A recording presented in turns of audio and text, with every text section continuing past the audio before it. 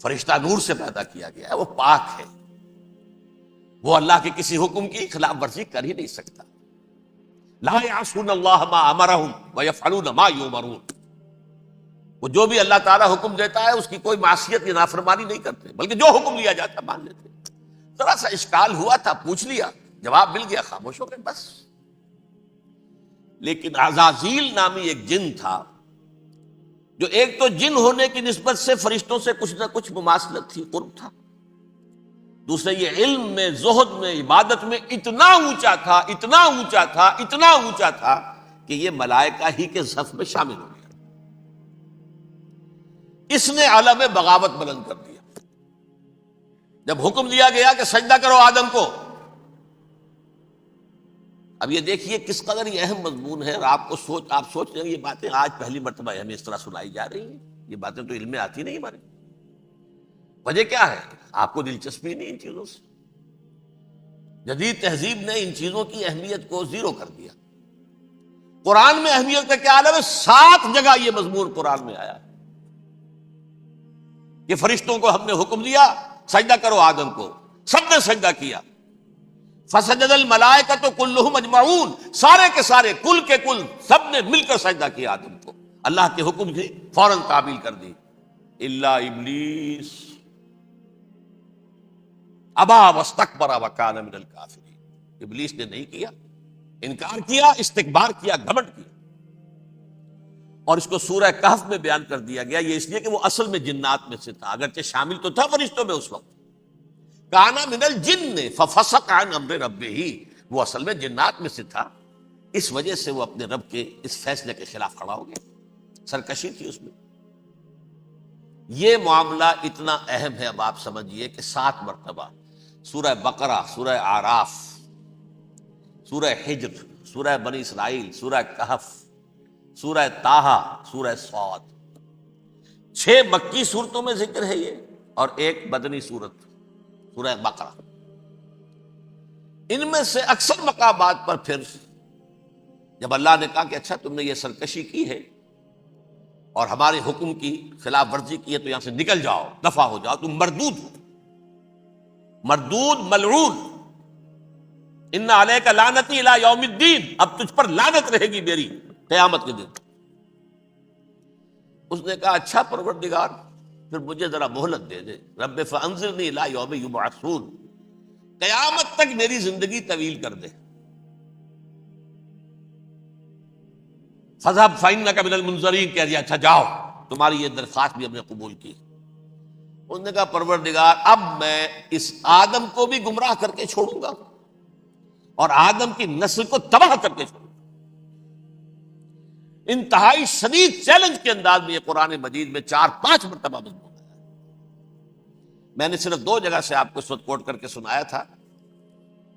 سورہ اعراف میں اللہ تعالیٰ فرماتے ہیں قالا، اس پر ابلیس نے کہا فبما اغویتنی، تو اے رب جو تو نے مجھے گمراہ کیا ہے، مجھے ذلیل کر دیا، مجھ پر فوقیت دے دی، اس کو انا خیر منہ، میں اس سے بہتر ہوں، خلقتنی من نار وخلقتہ من طین، بنایا تو نے مجھے آگ سے اور اس کو بنایا مٹی سے، پھر مجھ سے مطالبہ کہ میں سجدہ کروں، اور میں نے سجدہ نہیں کیا تو اب تو نے مجھے ملعون قرار دے دیا۔ قال فبما اغویتنی لاقعدن لهم صراطک المستقیم، اب میں یہ نسل آدم کے لیے، اس کو برباد کرنے کے لیے تیری سیدھی راہ کے اوپر گھات میں بیٹھوں گا، سیدھے راستے پر چلنے نہیں دوں گا۔ ثم لآتینہم من بین ایدیہم، پھر میں ان پر حملہ آور ہوں گا، ان کے سامنے سے بھی، ومن خلفہم، ان کے پیچھے سے بھی، وعن ایمانہم، ان کے داہنی جانب سے بھی، وعن شمائلہم، اور ان کے بائیں جانب سے بھی، ولا تجد اکثرہم شاکرین، اور تو دیکھے گا کہ ان کی اکثریت تیری شکر گزار بندوں پر مشتمل نہیں ہوگی۔ یہ چیلنج تھا۔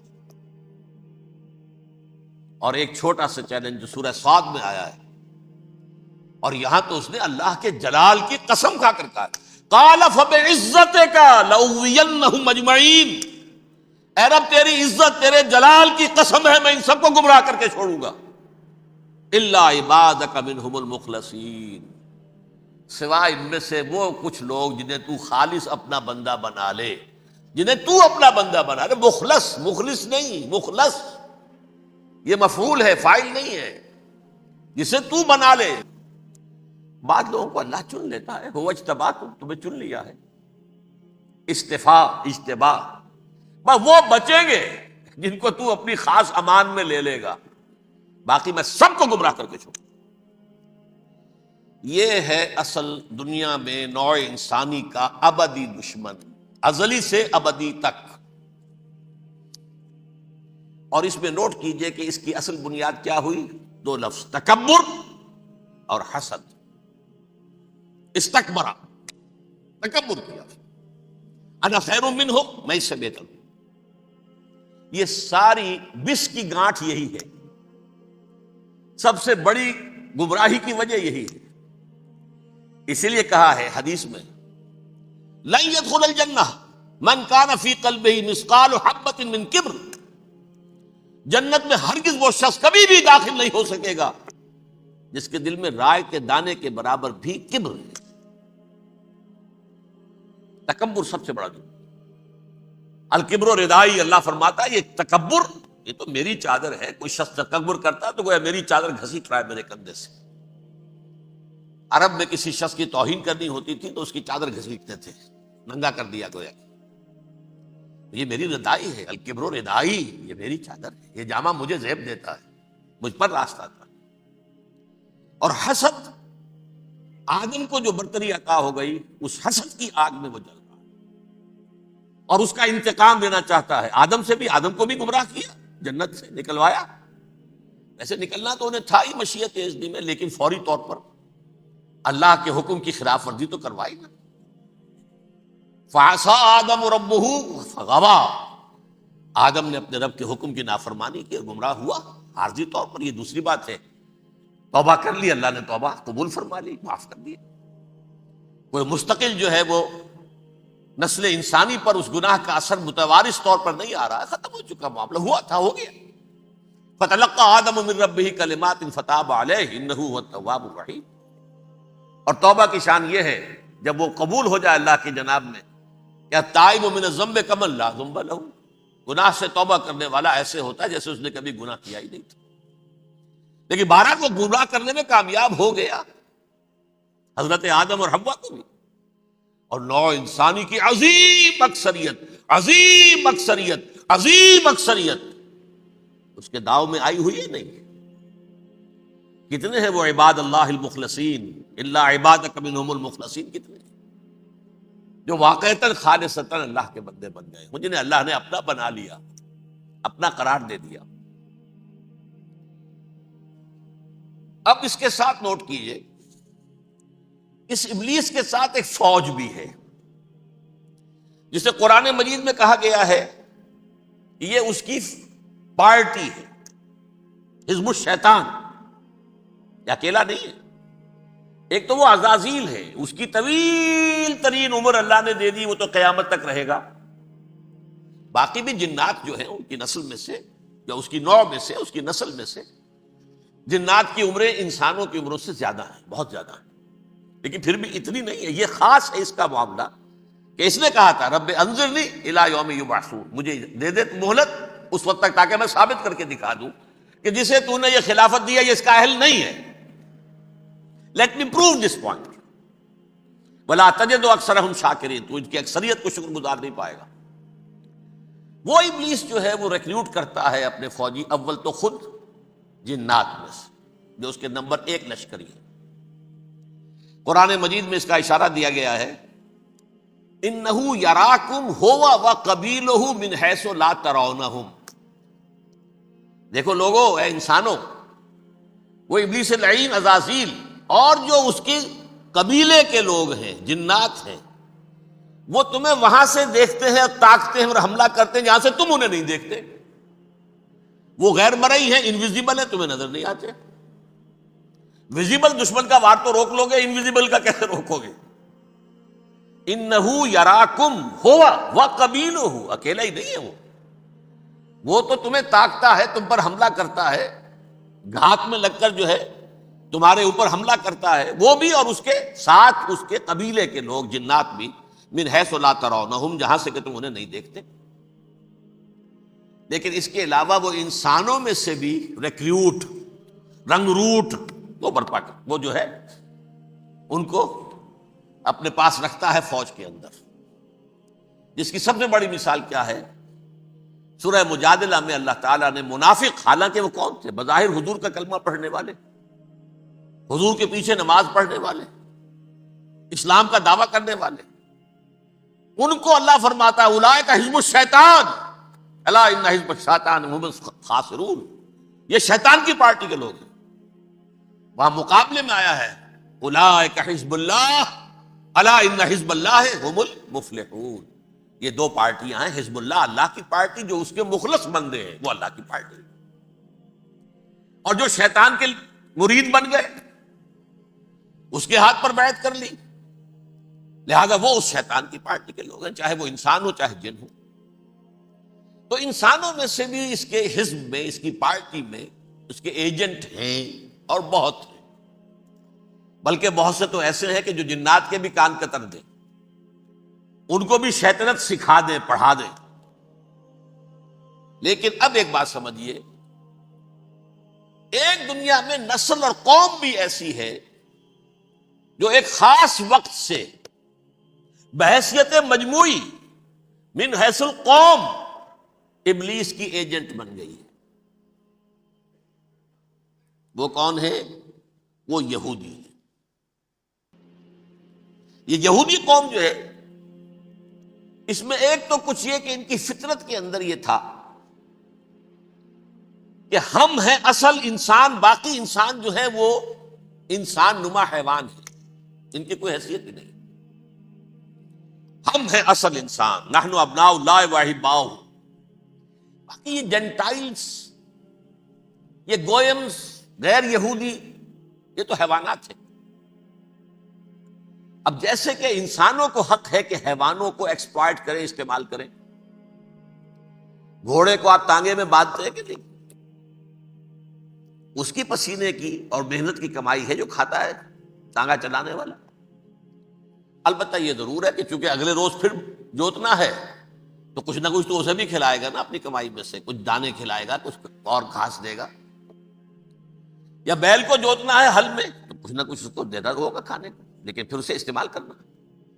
تو ان کا مستقل قول یہ ہے کہ اصل انسان ہم ہیں، باقی پوری نوع انسانی ہمارے لیے حیوانوں کے درجے میں. ہم چاہیں جس طرح انہیں استعمال کریں، ایکسپلائٹ کریں، دھوکہ دیں، جیسے چاہیں لوٹیں، کھسوٹیں، سب کچھ کریں، بدعہدی کریں، ان سے سود لیں، سب کریں، جو بھی ممکن طریقہ ہو. یہ ہمارے لیے، ہم ڈومینیٹ کریں گے، اور یہ در حقیقت ہمارے اعلی کار ہے.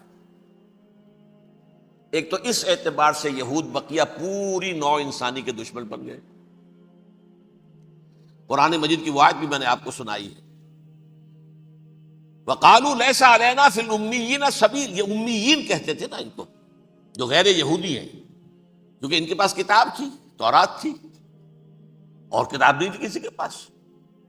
لہذا یہ صحیح ان پڑھ ہے، پاگل ہے، جاہل ہے، امی ہے.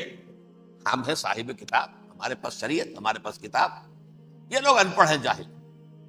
لیس علینا فی الامیین سبیل، ان امیین کو ہم لوٹیں، کھسوٹیں، دھوکہ دیں، فریب سے جو کریں، چوری کریں، ڈاکہ ڈالیں، جیب کے قطرے، جس طرح بھی کریں ہمارے لیے جائز ہے. ہمارے اوپر کوئی گرفت نہیں ہوگی. اللہ تعالیٰ ہم سے یہ نہیں پوچھے گا تم نے جھوٹ کیوں بولا تھا اس کے ساتھ، تم نے وعدہ خلافی کیوں کی تھی اس کے ساتھ، تم نے کیوں دھوکہ دیا تھا اس کو، تم نے کیوں اس کا مال جو ہے غبن کر لیا تھا، ہڑپ کر لیا. نہیں، ہم پر پوچھ نہیں ہے.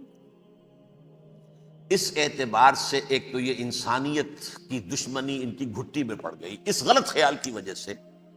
ہم تو بخشے بخشائے ہیں، we are the chosen people of the lord.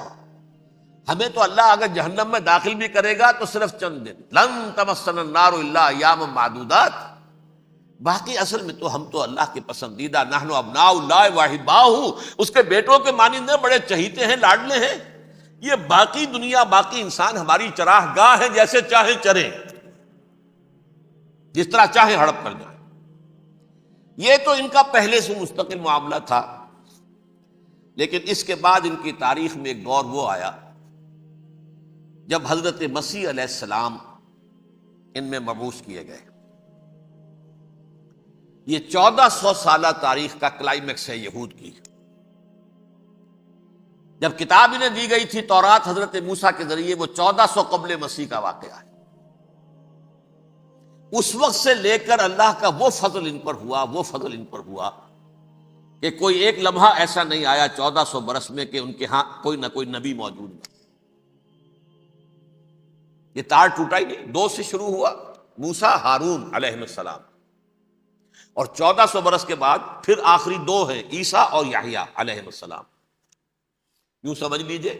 اور اس کے درمیان یہ تار ہے، اور اس تار میں کوئی ایک لمحہ ایسا نہیں آیا کہ کوئی نبی موجود ہو. اس میں اتار چڑھاؤ بہت سے آئے ہیں، اس کا وہ میرا موضوع نہیں ہے. اس وقت قبل مسیح کی تاریخ جو ہے وہ میرا موضوع نہیں ہے. قرآن مجید میں سورہ بنی اسرائیل کے پہلے رکوع میں اس کا تذکرہ موجود ہے. وَقَضَيْنَا إِلَىٰ بَنِي إِسْرَائِيلَ فِي الْكِتَابِ لَتُفْسِدُنَّ فِي الْأَرْضِ مَرَّتَيْنِ وَلَتَعْلُنَّ عُلُوًّا كَبِيرًا. 2 مرتبہ ان پر عذاب کے کوڑے برسے. پہلے اشوریوں کے ذریعے سے جو شامی تھے، سیرینز اشوری کہلاتے، پھر بابلیوں کے ذریعے سے یعنی عراقیوں کے ذریعے سے. بیبیلونیا نام تھا عراق کا پہلے. ان پر بہت بڑی بڑی تباہیاں آئیں، اللہ تعالیٰ کی طرف سے عذاب آئے. اس کے بعد پھر دوسرے دور میں دوسرا اقتدار کا دور آیا، خربستیاں بڑھ گئیں. تو پہلے گریکس کے ذریعے سے، یونانیوں کے ذریعے سے، اور پھر رومیوں کے ذریعے سے پسوایا گیا. یہ دور گزر چکے تھے ان پر، 2 عروج کے دور اور 2 زوال کے دور. میری چھوٹی سی کتاب ہے تنظیم اسلامی کا تاریخی پس منظر، 6-7 روپے کی ہوگی. اس کو آپ دیکھیں گے تو اس میں اس کا پورا نقشہ آپ کو مل جائے گا. ویسے تو یہ کہ میری جو ذرا بڑی کتاب ہے سابقہ اور موجودہ مسلمان امتوں کا ماضی، حال اور مستقبل، اس میں میں نے ان معاملات پر بڑی تفصیل سے بحث کی.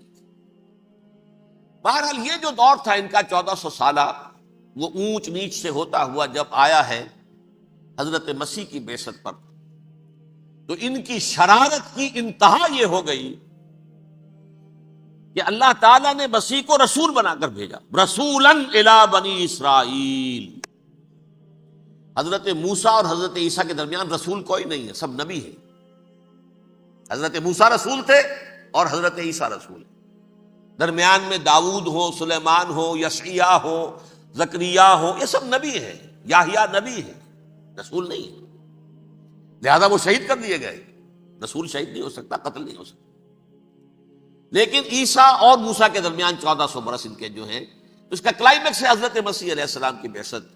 اور حضرت مسیح علیہ السلام کو جسے اللہ نے اپنی روح قرار دیا، روح منہ، کلمتہ القاہا الی مریم، اللہ کا کلمہ، عظیم ترین معجزات.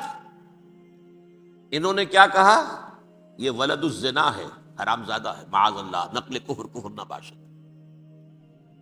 یہ جادوگر ہے، یہ مرتد ہے، یہ واجب القتل. اصل حکومت اس وقت رومیوں کی تھی حکومت، لیکن انہوں نے انہیں آٹونومی دے رکھی تھی، اپنے مذہبی معاملات تم خود طے کر سکتے. تو کائفاس جو اس وقت کا ان کا ہیڈ ربائی تھا سب سے بڑا، اس کی عدالت نے فیصلہ کیا مسیح کو سولی چڑھا دیا جائے. پائلیٹس پونٹس، اس کے پاس ان کی ازداش پہنچ گئی، یہ ہمارا مجرم ہے مذہبی، یہ مرتد ہے، یہ کافر ہے، یہ جادوگر ہے، یہ واجب القتل ہے، اسے قتل کر دو، سولی چڑھا دو. خیر وہ لمبی بات ہو جائے گی. اس نے تو اپنے ہاتھ دھوئے کہ صاحب ہمارے پاس کوئی جرم نہیں ہے اس کے خلاف، تم کہتے ہو تو ٹھیک ہے، سولی چڑھا دیتے. یہ دوسری بات ہے کہ اللہ نے حضرت مسیح کو اٹھا لیا آسمان پر. ان کی جگہ وہ شخص سولی چڑھا جس نے غداری کر کے گرفتار کروایا تھا، جوڈاس اسکیریوٹ. اس کی شکل اللہ نے بدل دی، حضرت مسیح کی سی، اور حضرت مسیح کو فرشتے اٹھا کے اوپر لے گئے، وہ زندہ آسمان پر اٹھا لیے گئے. اور یہ ساری تفاصیل نہ قرآن میں ہے نہ حدیث میں ہے، یہ انجیل میں ہے. لیکن انجیل کون سی؟ برنباس کی انجیل، gospel of the lord according to saint Barnabas. یہ حواریین مسیح میں سے تھے، لیکن عیسائی ان کو تسلیم نہیں کرتے، ان کی بائبل کو صحیح نہیں مانتے، کینونیکل نہیں مانتے. 100 انجیلیں تھیں، 104 تھیں، جن میں سے 4 چنی ہیں انہوں نے. یہ متی اور جان اور مرکس مارکس یہ ہے. تو یہ 4 انجیلیں ہیں، انہوں نے تسلیم کی کہ یہ کینونیکلز ہیں، یہ تو ہیں حقیقی. باقی جو ہے 100 اس کو وہ تسلیم نہیں کرتے. ان میں سے ایک ہے یہ برنباس، اس میں یہ تفصیل ہے. کہ اللہ تعالیٰ نے اس شخص کی، جیوڈاس کی، یہودا، جیوڈاس اس کو انگریزی میں کہتے ہیں، اس کی شکل بدل دی حضرت مسیح کی سی، وہ گرفتار ہوا، وہ سولی چڑھا۔ وہ غدار تھا، غداری کی سزا اسے ملنی تھی، وہ مل گئی۔ حضرت مسیح کو فرشتے چار اٹھ رہے ہیں، جس کوٹڑی میں حضرت مسیح مقیم تھے، ایک باغ کے اندر روپوش تھے، اس کی چھت پھٹی ہے، چار فرشتے آئے ہیں، حضرت مسیح کو اٹھا کر لے گئے ہیں، چھت برابر ہو گئی ہے۔ اس کے بعد وہ شخص پکڑا گیا۔ بہرحال حضرت مسیح کو اللہ نے اٹھا لیا آسمان۔ لیکن وہ دن ہے کہ اس قوم کو اب مغضوب علیہم قرار دے دیا گیا۔ نوٹ کر لیجیے، اصل میں تو ہونا یہ چاہیے تھا کہ رسول کی جان کے درپے جب کوئی امت ہو جاتی تھی تو اللہ کا قاعدہ یہ تھا کہ اس امت کو نسیہ منسیہ کر دیا جائے۔ حضرت نوح کی قوم کو ختم کیا یا نہیں؟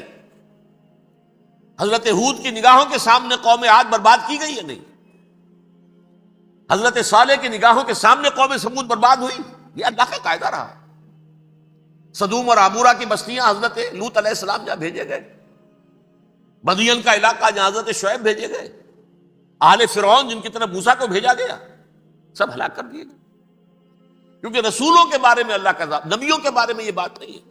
نبی آیا، اس نے دعوت دی، جس نے مان لیا اچھا کیا، اپنے لیے اچھا کیا، نہیں مانا اس کی اپنی جو ہے آپ برباد ہو گئی۔ دنیا میں کوئی فیصلہ اس کا نہیں ہوتا، لیکن رسولوں کا معاملہ یہ ہوتا ہے کہ دنیا میں وہ اللہ کی عدالت بن کر آتے ہیں۔ مانو گے تو بچو گے، نہیں مانو گے ہلاک ہو۔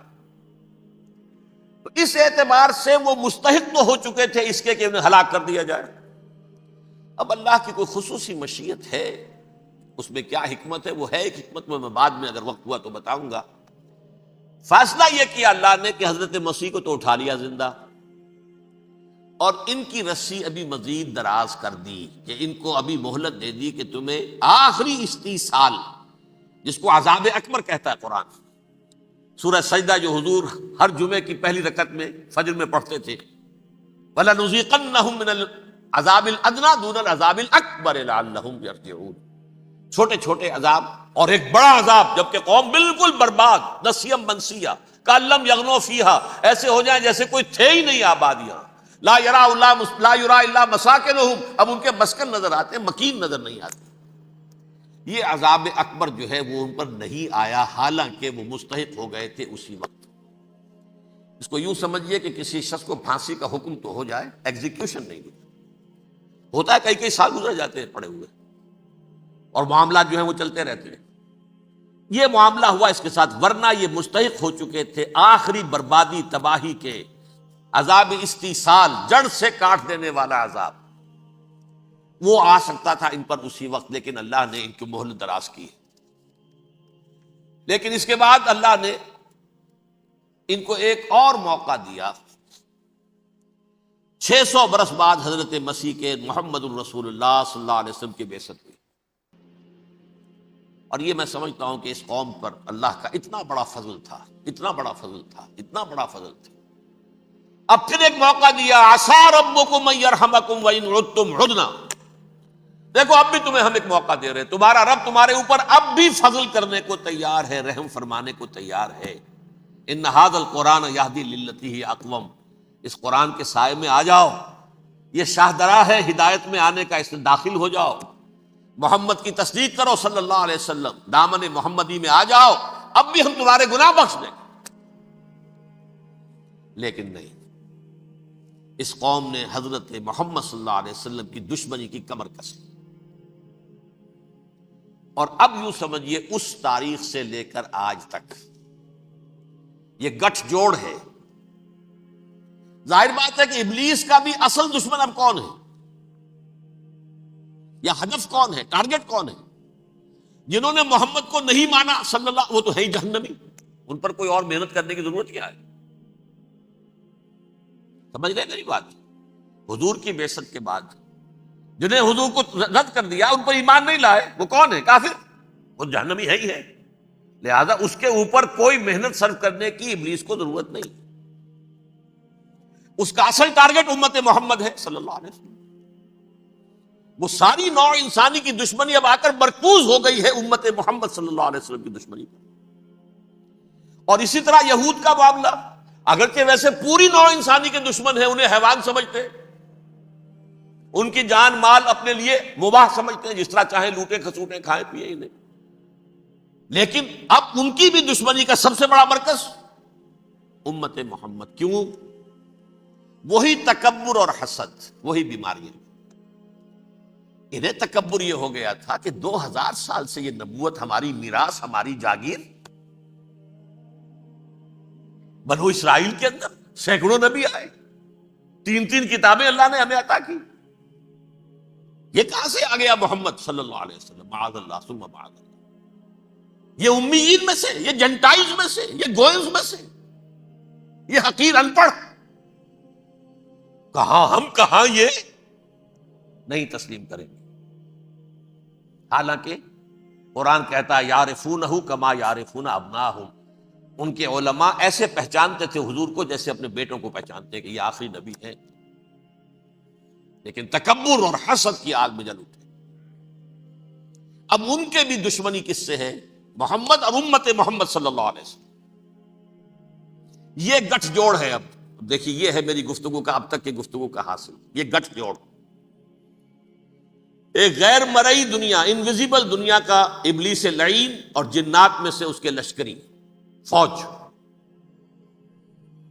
انسانوں میں سے ویسے تو اور بھی بہت جگہ اس کے ایجنٹ ہے، مسلمانوں میں بھی ہے، لیکن بحیثیت قوم، بحیثیت مجموعی، ایک پوری قوم، ایک پوری نسل جو ہے اس کے ساتھ گٹھ جوڑ ہے. ان دونوں کی گٹھ جوڑی کے ساتھ یہ دشمن دون ہیں انسانیت کے. پہلا دشمن ابلیس لعین، عزازیل لعین، اور دوسرے دشمن یہود ملعون. اب میں آپ کو ذرا اس جو انسانوں میں سے انسان دشمنی کا جن کا سب سے بڑا رول ہے، میں ان کی 2000 سالہ تاریخ کا آپ کے سامنے نقشہ رکھنا چاہتا ہوں. ان 1400 سال کا تو میں نے صرف 4 آپ کو پوائنٹس بتائے. موسیٰ سے عیسیٰ تک 1400 برس علیہم الصلاۃ والسلام. 2 مرتبہ عروج، 2 مرتبہ زوال. اشیریوں کے ہاتھوں پٹوائی، بابلیوں کے ہاتھوں پٹانا، گریکس کے ہاتھوں مرمت، رومنز کے ہاتھوں مرمت. یہ جو 2000 سال ہیں، کیونکہ اب تو ظاہر بات ہے 21ویں صدی شروع ہو گئی، 20 صدیاں حضرت مسیح کو پوری ہو گئیں. پہلی بات نوٹ کیجئے، حضرت مسیح کی پیدائش ہے سن 1 قبل مسیح. یہ نکتہ آپ نے کبھی سنا ہے یا نہیں؟ جب ملینیم کا سلسلہ شروع ہوا تھا پچھلے سال تو میں نے بیان کر دیا تھا کہ ایک عجیب حساب کے اندر انہوں نے غلطی کی ہوئی ہے. حضرت مسیح کی پیدائش ہوئی 25 دسمبر کو. سن انہوں نے شروع کر دیا، تو اس کے بعد جنوری آئی تو پہلا سال شروع ہو گیا. اگر جنوری سے پہلا سال شروع ہوا تو یہ 6 دن جو ہے تو اس کے پچھلے سال میں تھے. لہذا کہا جائے گا کہ Jesus Christ was born 1 year before Christ BC. تو 1 قبل مسیح میں حضرت مسیح کی پیدائش ہوئی. یہ آخری اسرائیلی نبی اور رسول. یہودی علماء کی مخالفت، دشمنی، سولی پر چڑھوا دینا میں بیان کر چکا ہوں. سن 33 عیسوی میں جبکہ حضرت مسیح کی عمر 33 برس تھی، اللہ تعالیٰ نے انہیں زندہ آسمان پر اٹھا لیا. لیکن یہودیوں نے اپنے خیال کے مطابق انہیں سولی پر چڑھوا دیا، ان کی موت واقع ہوئی. اگرچہ اس کے بعد یہ اختلاف ہے ان میں. یہودی کہتے ہیں وہ سولی پر چڑھ گیا، ختم ہوا، مر گیا. عیسائی کہتے ہیں نہیں، انتقال ہوا ہے مسیح کا صلیب پر، لیکن پھر وہ دوبارہ زندہ ہو گئے ہیں. ان کی لاش ایک غار میں رکھ دی گئی تھی، وہاں ریزریکشن ہو گیا، ان کا باعث بعد الموت وہیں ہو گیا، اور پھر انہیں اللہ نے زندہ آسمان پر اٹھا لیا. تو ہمارے اور عیسائیوں کے درمیان نوٹ کر لیجئے، یہ چیز مشترک ہے کہ حضرت مسیح آسمان پر زندہ اٹھائے گئے. فرق کیا ہے؟ وہ سمجھتے ہیں کہ سولی دیے گئے، سولی پر مرے، پھر زندہ ہوئے، پھر گئے. ہم سمجھتے ہیں کہ نہیں، وما صلبوہ وما قتلوہ، انہوں نے نہ صلیب دے سکے انہیں اور نہ انہیں قتل کر سکے، بل رفع اللہ الیہ، اللہ نے اٹھا لیا. پھر ہمارا اور یہ اس کا عیسائیوں کا ایک اور اتفاق ہے، سیکنڈ کمنگ آف جیسس، حضرت مسیح دوبارہ آئیں گے. یہ عیسائیوں کا بھی عقیدہ ہے اور ہمارا بھی. بہرحال تو جیسا کہ میں نے عرض کیا کہ اس وقت یہ عذاب استیصال، عذاب اکبر کے مستحق ہو چکے تھے، لیکن اللہ نے ان کی مدت دراز کی ہے، لیکن ان پر دنیاوی عذاب کا ایک کوڑا جو ہے اللہ تعالی کی طرف سے اسی وقت برسا، دنیاوی عذاب دنیا میں رہتے ہوئے ختم نہیں کیا۔ 37 برس بعد، حضرت مسیح کے رفع سماوی کے 37 برس بعد، سن 70 میں یہودیوں نے بغاوت کی رومیوں کے خلاف۔ رومی ٹائٹس جنرل تھا ایک، اس نے پھر جو حملہ کیا ہے، 1,33,000 یہودی ایک دن میں قتل کیا یروشلم میں، اور ہیکل سلیمانی گرا دیا۔ وہ ہیکل پہلے بھی گرا تھا، پہلے 1400 سال کے دوران میں بھی نبوکدنضر نے گرایا تھا، لیکن پھر اس کے 150 سال بعد انہوں نے دوبارہ بنا لیا تھا، اس لیے وہ اسے سیکنڈ ٹیمپل کہتے ہیں۔ پہلا ٹیمپل جو حضرت سلیمان نے بنایا تھا، نبوکدنضر نے گرا دیا 587 قبل مسیح میں، پھر دوبارہ انہوں نے 150 سال کے بعد بنا لیا۔ وہ اس تاریخ کا حصہ ہے، میں نے جس کے بارے میں آپ کو تفصیل نہیں بتائی۔ اس میں یہ ہوا سن 70 میں وہ گرا دیا گیا، وہ آج تک گرا پڑا ہوا ہے۔ نمبر 2، یہ کہہ دیا گیا کہ یہودیوں اس ارض فلسطین سے نکل جاؤ، تم یہاں نہیں رہ سکتے اب۔ لہذا جس کا جہاں سینگ سمایا چلا گیا، یورپ میں چلے گئے، ایشیا میں آ گئے، عرب میں آ گئے یہ 3 قبیلے جو رات بھی میں نے عرض کیا تھا، بنو قینقاع، بنو نذیر اور بنو قریظہ، یہ وہاں سے آ کے مدینے میں آباد ہو گئے، جس کا جہاں سینگ سمایا، افریقہ میں، ہندوستان میں، جہاں چلے گئے۔ ڈایاسپورا اسے کہتے ہیں، وہ آپ نوٹ کر لیجئے اس لفظ کو، ڈایاسپورا، ہمارا دور انتشار، جبکہ ہمیں ہماری اصل سرزمین تو فلسطین ہے، حضرت ابراہیم کا مسکن، حضرت اسحاق، حضرت یعقوب کا مسکن فلسطین، یہ ہے ہماری اصل جاگیر، یہ تو ہماری جدی پشتی جاگیر ہے، لیکن یہاں سے نکال دیے گئے سن 70 عیسوی میں، اور وہاں سے لے کے 1917 تک ان کا ڈایاسپورا جاری رہا۔ یہ دور انتشار ہے۔ اس دور انتشار کے اب چند حصے ہیں جس کو میں چاہتا ہوں کہ آپ علیحدہ علیحدہ سمجھ لیں۔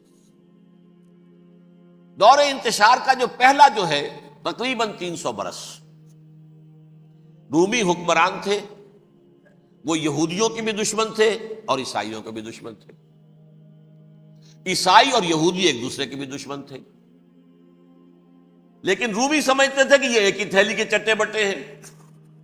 رومیوں کے نزدیک عیسائی بھی یہودیوں ہی کا ایک فرقہ تھے، کوئی علیحدہ مذہب تو تھا ہی نہیں۔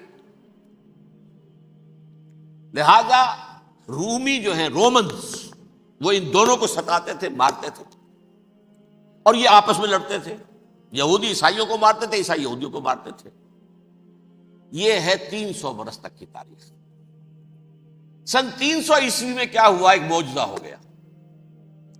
بہت عظیم ایمپرر کانسٹینٹائن، قسطنطین اعظم، رومن ایمپررز میں سے بہت بڑا ایمپرر، وہ عیسائی ہو گئے۔ اب تو معاملہ بالکل تلپٹ ہو گیا، پوری سلطنت عیسائی ہو گئی۔ اب عیسائیوں کے عیش ہو گئے اور یہودیوں پہ مار پڑنی شروع ہوئی۔ اب عیسائیوں کا آپ خود سوچئے کہ جنہیں وہ خدا بنا بیٹھے ہیں، خدا کا بیٹا قرار دے رہے ہیں، ان کے قاتل کون؟ یہودی، بدماش۔ لہذا ان کی وہ پٹائی شروع ہوئی ہے یورپ میں، پوری رومن امپائر میں، انہیں ذلیل کیا گیا، شہروں میں آمد بند، علیحدہ رہو، گھیٹوز کے اندر رہو۔ یہودی کا نام جو ہے وہ گالی بن گیا، جیسے آج بھی یہودی گالی کہتے ہیں، جیسے خنزیر کا لفظ، آخر وہ بھی اللہ کی مخلوق ہے، لیکن آپ کو معلوم ہے کوئی شخص زبان پر نام نہیں لانا چاہتا خنزیر کا، سور کا، ہے تو مخلوق، وہ بھی ایک حیوان ہے۔ ایسے ہی یہ ہے یہودی گالی، جیوٹ گالی۔ لہذا ایک طرف تو ان دونوں کے درمیان دشمنی، جس کو قرآن کہتا ہے وَأَغْرَيْنَا بَيْنَهُمُ الْعَدَاوَةَ وَالْبَغْضَاءَ، ہم نے ان کے مابین دشمنی جو ہے پیدا کر دی۔ اور جب یہ پوری سلطنت عیسائی ہو گئی تو قافیہ تنگ ہو گیا یہودیوں کا۔ اب آئیے 571 عیسوی، یعنی جب کہ ڈایاسپورا کو کتنا عرصہ ہو چکا تھا؟ 500 برس۔ سن 70 سے شروع ہوا نا ڈایاسپورا، جب ٹائٹس نے گرایا ہے ہیکل کو اور نکال باہر کیا انہیں فلسطین سے، بھاگ جاؤ یہاں ایک یہودی بھی نہیں رہے گا، فلسطین سے نکال دیے گا۔ اس کے پورے 500 برس بعد سن 571 عیسوی میں حضور کی پیدائش ہوئی، ولادت با سعادت محمد الرسول اللہ صلی اللہ علیہ وسلم۔ 610 میں آپ پر وحی کا آغاز ہوا، لیکن حضور کے ساتھ ان کا معاملہ کیا رہا؟ اول تو جبکہ حضور ابھی مکے ہی میں تھے، یہودیوں نے ریشہ دوانیاں شروع کر دی حضور کے خلاف۔ قریش مکہ کو سکھاتے تھے، پڑھاتے تھے، ان سے یہ پوچھو، ان سے یہ پوچھو، یہ اس طرح تنگ کرو، ان سے یہ امتحان لو، یہ آپ کے علم میں ہے۔ سورہ بنی اسرائیل میں، سورہ کہف میں وہ سوالات، جو امتحانی سوالات آئے تھے، ذوالقرنین کون تھا، اصحاب کہف کون تھے، تم رسول بنے پھرتے ہو تو بتاؤ، اور یہ روح کی حقیقت کیا بتاؤ۔ یہ ساری ریشہ دوانیاں کر رہے تھے بیٹھے ہوئے، ابھی وہیں پر حضور ابھی پہنچے بھی نہیں۔ ہجرت فرما کر حضور تشریف لے آئے تو حضور نے، جسے ماسٹر سٹروک کہا جائے گا، یعنی اسٹیٹس مین شپ کا ماسٹر سٹروک، آپ نے مدینے میں آتے یہودیوں کے ساتھ پیکٹ کر دیا، جوائنٹ ڈیفنس پیکٹ آف مدینہ، کہ اگر مکے والے ہم پر حملہ کریں گے تو ہم مل جل کر ایک قوم کی حیثیت سے مقابلہ کریں گے۔ یہ میثاق مدینہ کہلاتا ہے، جس کے بہت غلط معنی پہنائے جا رہے ہیں آج کل۔ بہرحال میں موضوع میرا چونکہ یہ نہیں، میں ادھر نہیں جاؤں گا۔ لیکن ہوا کیا؟ ہر مرتبہ یہ خیانت کے مرتکب ہوئے، ان نے جو عہد کیے تھے ان سے پھرے، اندر ہی اندر سازش، ریشہ دوانی، حضور کی بدترین دشمنی۔ سورہ نساء کی آیت نمبر 12 میں، 14 میں، 13 میں فرمایا ہے، لا تزال تطلع علی خائنۃ منہم، اے نبی ہمیشہ آپ کے علم میں ان کی طرف سے خیانتیں، بددیانتیاں آتی رہیں گی، اور بار بار وہ مسلسل جنگ کی آگ بھڑکاتے تھے۔ قریش کو دعوت دیتے، آؤ آؤ آؤ، ہم اندر سے بغاوت کر دیں گے، تم آؤ تو صحیح، ختم کریں محمد کو اور اہل ایمان کو صلی اللہ علیہ وسلم رضی اللہ تعالی عنہم اجمعین۔ لیکن پھر جب وہ آتے تھے تو یہ دبک جاتے تھے، ان میں ہمت نہیں تھی، میدان کے مرد نہیں رہے تھے۔ یہ سورہ حشر میں ان کا نقشہ کھینچا گیا ہے، کھلے میدان میں مقابلے کی اس کے اندر صلاحیت ہی نہیں۔ یہ تو فصیلوں کے پیچھے سے، جیسے عورتیں کہیں دیہات میں لڑائی ہوتی ہے تو مرد جو ہے گلیوں میں لڑتے ہیں، عورتیں اوپر سے پتھر پھینکتی ہیں، بس وہ کام یہ کر سکتے تھے، من ورائے جدر، فصیلوں کے پیچھے سے، جنگ میں میدان میں نہیں آ سکتے۔ بہرحال قرآن مجید میں ہے یہ، سورہ مائدہ کی آیت نمبر 64، کلما اوقدوا نارا للحرب اطفاها اللہ، اکثر و بیشتر مواقع پر تو یہ جب آگ بھڑکاتے تھے جنگ کی، اللہ اسے بجھا دیتا تھا۔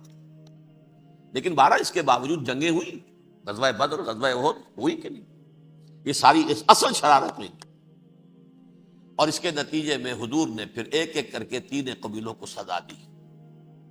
غزوہ بدر کے فوراً بعد بنو قینقاع نکالے گئے مدینے سے، غزوہ احد کے فوراً بعد بنو نذیر نکالے گئے، اور غزوہ احزاب کے بعد بنو قریظہ نکال دیے گئے۔ یہ تو میں نے آپ کے سامنے رکھ دیا صرف حضور کے زمانے میں ان کا کیا رویہ رہا، دشمنی۔ رات بھی ہم نے وہ آیت پڑھی تھی، لَتَجِدَنَّ أَشَدَّ النَّاسِ عَدَاوَةً لِلَّذِينَ آمَنُوا الْيَهُودُ وَالَّذِينَ أَشْرَكُوا، اہل ایمان کی دشمنی میں شدید ترین تم پاؤ گے یہودیوں کو اور مشرکین، مشرکین بھی بعد میں ہے، پہلے یہودی۔ حضور کے بعد کیا ہوا اب یہ نوٹ کیجئے، یہ ان کی تاریخ کا دوسرا دور۔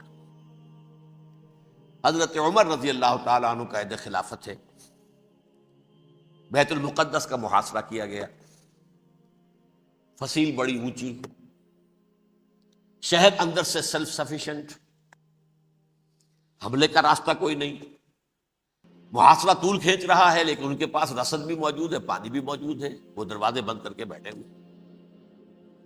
بالآخر اللہ تعالیٰ کی مشیت کا ظہور کیسے ہوا؟ ان کے کچھ علماء آئے فصیل پر، کہا دیکھو مسلمانوں، تم قیامت تک بھی یہاں پڑے رہو گے محاصرہ کر کے، ہمارا یہ شہر فتح نہیں ہوگا۔ ہاں ایک درویش بادشاہ کے ہاتھوں یہ شہر فتح ہونا ہے، لیکن تمہارے اندر ہمیں وہ نظر نہیں آ رہا۔ ابو عبیدہ بن الجراح رضی اللہ تعالی عنہ امین ہذہ الامہ، ان کا فوراً ذہن گیا وہ درویش بادشاہ مدینے میں بیٹھا ہوا ہے عمر رضی اللہ تعالی۔ اب ایک اور عمر بھی ہے جو قندھار میں بیٹھا ہے، نقشہ وہی ہے، سادگی کی حد تک نقشہ وہی، بالکل وہی، اپنی آنکھوں سے دیکھا ہے وہی سادگی۔ عمر اول عمر ثانی تھے عمر بن عبدالعزیز۔ اب ایک اللہ کے فضل سے اللہ تعالیٰ ایدہ اللہ بنصرتہ، اللہ تعالیٰ ان کی نصرت فرمائے، دشمنوں کو ان کے مقابلے میں نیست و نابود کرے۔ انہوں نے ریکویسٹ بھیج دی کہ حضور تشریف لائیے، یہ شہر فتح ہو جائے گا۔ وہ ہے سفر تاریخی، اتنا طویل سفر، تقریباً 700 میل، ایک اونٹ، ایک خادم، ایک منزل پہ امیر المومنین اوپر بیٹھے، خادم آگے چل رہا ہے، اگلی منزل پہ خادم اوپر بیٹھا ہے، امیر المومنین آگے جا رہے ہیں۔ اور جب پہنچے ہیں تو وہ باری تھی خادم کی، انہوں نے ہاتھ جوڑ دیا، حضور خدا کے لیے تم کیا کہیں گے لوگ، وہ میرا برا حال کر دیں گے، تمہیں شرم نہیں آئی؟ امیر المومنین پیدل آگے چل رہے ہیں نکیل پکڑ کر، اور تم بیٹھے ہو اوپر براجمان ہو۔ حضرت عمر فرمایا الدور دورک، نہیں باری تمہاری ہے، بیٹھ۔ اس حال میں پہنچے ہیں، اور پھر یہ کہ ابو عبیدہ بن الجراح آئے ہیں، استقبال کیا ہے تو دیکھا ہے اس حال میں چلے آ رہے ہیں عمر، نکیل پکڑے ہوئے چلے آ رہے ہیں۔ اور کہتے ہیں کہ کہیں کیچڑ ویچڑ تھا، جوتے خراب ہو گئے تھے، وہ بھی اتار کے ہاتھ میں پکڑے ہوئے، کپڑے تو تھے ہی پھٹے ہوئے۔ انہوں نے کہا بھی حضرت ابو عبیدہ نے، دیکھیے یہ بڑا متمدن ملک ہے، بڑا مہذب علاقہ ہے یہ، آپ ذرا حلیہ اپنا دوست فرما لیں تب جا کے پیش ہم آپ کو کریں گے۔ آپ نے فرمایا نحن قوم اعزنا اللہ بالاسلام، ہم وہ قوم ہیں جنہیں اللہ نے عزت دی ہے اسلام کے ذریعے سے، کپڑوں کے ذریعے سے نہیں، دولت کے ذریعے سے نہیں۔ اسی حال میں گئے ہیں، اوپر سے انہوں نے کھڑے ہو کر نشانیاں دیکھی ہیں، اپنی کتابیں کھولی، ہاں یہ وہی ہے، اچھا لو جی سرنڈر، شہر تمہارے ہاتھ میں۔ خون کا ایک قطرہ نہیں بہا اور بیت المقدس فتح ہو۔ لیکن اس وقت حضرت عمر نے ایک نرمی یہ کی کہ یہودیوں کے لیے بھی اسے اوپن سٹی قرار دے دیا۔ یہ احسان عظیم حضرت عمر کا، اس سے پہلے یہودی آ ہی نہیں سکتا تھا، داخل ہی نہیں ہو سکتا تھا، وہاں وہ آ کر وزٹ نہیں کر سکتا تھا، زیارت نہیں کر سکتا تھا اپنے مقدس مقامات کی۔ حضرت عمر نے یوں سمجھیے کہ تقریباً 550 برس کے بعد ان کے لیے راستہ کھولا ہے کہ ہاں تم آ سکتے ہو، زیارت کر سکتے ہو۔ لیکن یہ عیسائیوں نے لکھوایا معاہدے کے اندر، انہیں یہاں آپ آباد ہونے کی اجازت نہیں دیں گے، لیکن کم وزٹ دی پلیسز، دیکھیں زیارتیں کریں اور جائیں۔ یہ معاہدہ حضرت عمر کا ہے رضی اللہ تعالیٰ، جو پھر خلافت راشدہ کے بعد بنو امیہ نے بھی اس کو آنر کیا، بنو عباس نے کیا، پھر جو ہمارے یہ ترکوں میں اندر خلافت آئی تو ترک خلفاء نے بھی اس معاہدے کی پوری پابندی کی۔ فلسطین میں آ سکتے ہیں یہودی، صرف زائرین کی حیثیت سے، وہاں آباد نہیں ہو سکتے۔ اب آئیے اگلا دور آیا حضرت عثمان کا دور خلافت۔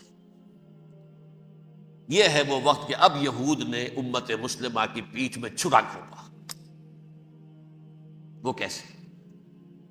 ایک یہودی عبداللہ ابن سبا اسلام کا لبادہ اوڑھ کر آ گیا، معاشرے کا جائزہ لے لیا، ان میں بنو ہاشم اور بنو امیہ میں جو پرانی کشاکش تھی اس کے کچھ نہ کچھ جراثیم باقی ہیں، اگر ان کو ذرا بھڑکا دے تو مسلمانوں میں انتشار پیدا ہو۔ کہا یہ عثمان کون ہے؟ یہ تو بنو امیہ میں سے ہے، یہ حق تو بنو ہاشم کا ہے، خلافت ان کے پاس ہونی چاہیے، محمد کے تو رشتہ دار وہ ہے صلی اللہ علیہ وسلم۔ عوام الناس کے اندر بات پھیلنی شروع ہوئی، پھر ایک بڑی سازش کے انداز میں حضرت عثمان کے خلاف پروپیگنڈا، حضرت عثمان کے جو عاملین تھے، گورنر تھے، ان کے خلاف پروپیگنڈا، اور ایسی ہوشیاری کرتے تھے کہ کوفے میں کوفے کے حاکم کے خلاف کچھ نہیں کہنا، اجی مصر میں یہ ہو رہا ہے، اجی شام میں یہ ہو رہا ہے، اجی یہ جو عثمان ہے وہ یہ کر رہا ہے، یہ ظلم ہو رہا ہے، یہ لوٹ مار ہو رہی ہے، یہ خیانتیں ہو رہی ہیں۔ اب نہ تو اس زمانے میں مینز آف کمیونیکیشن، کیسے تصدیق کریں؟ افواہیں تو آپ آج کراچی کے اندر شروع ہو جائے تو پتہ نہیں چل سکتا کسی کو کہ کیا اس میں صداقت ہے کیا جھوٹ ہے، اور بری بات جو ہے فطرت انسانی کی کمزوری ہے وہ فوراً قبول کرتا ہے، کسی کے بارے میں اچھی بات ماننے کو تیار نہیں ہوتا، لیکن بری بات تو فوراً تیار۔ بہرحال یہ فتنہ انہوں نے اٹھایا، حضرت علی کی الوہیت کا فتنہ اٹھایا، حضرت عثمان کے خلاف الفتنۃ الکبریٰ برپا کیا، حضرت عثمان شہید ہوئے۔ اس کے بعد 5 برس تک مسلمان ایک دوسرے کی گردنیں کاٹتے رہے، باہمی خانہ جنگی ہوئی۔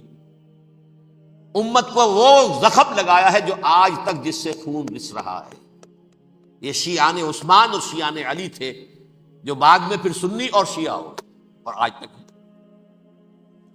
فتنہ کس نے جگایا؟ ایک عبداللہ ابن سبا یہودی اور اس کے کارندے، شیطان کا ایجنٹ، اور انسانوں میں سے بھی اس کے جو بھی حواریین تھے اور شیطانوں کے اندر سے بھی تھے، انہوں نے بھی اس آگ کو بھڑکایا۔ یہ آپ سوچ لیجئے کہ یہ کس نے وہ زخم لگایا؟ یہودی۔ اگلا دور آیا، خلافت راشدہ ختم ہوئی، بنو امیہ کا بھی دور کافی گزر گیا۔ طارق ابن زیاد 712 عیسوی میں حملہ کرتے ہیں اسپین پر۔ اسپین اس وقت عیسائیت کا بہت بڑا گڑھ، بڑے کٹر ترین عیسائی جو ہے وہ اسپین میں تھے، لہذا یہودیوں کی وہاں بہت پٹائی ہوتی تھی، میں بتا چکا ہوں، دشمنی تھی ان کی تو چلی آ رہی تھی عیسائیوں کے ہاتھوں یہودیوں کی۔ وہ تو سن 300 عیسوی سے ایمپرر کانسٹنٹائن کے بعد سے شروع ہو گئی تھی۔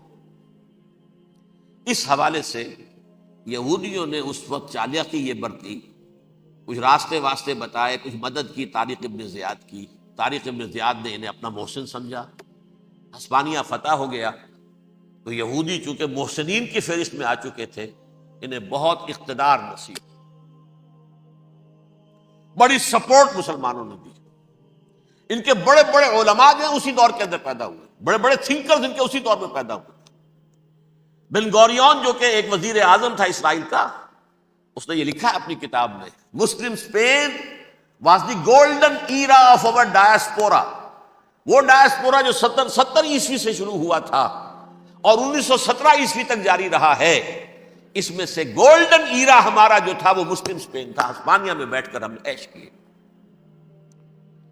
لیکن وہاں سے انہوں نے اور جو کچھ کیا، یہ تو داستان کے تو بہت سے گوشے ہیں، لیکن میں جس اسٹریٹ لائن میں چل رہا ہوں اس کے اعتبار سے ایک بات سمجھ لیجیے، وہاں بیٹھ کر انہوں نے اب عیسائیت کی پیٹھ میں چھرا گھونپا،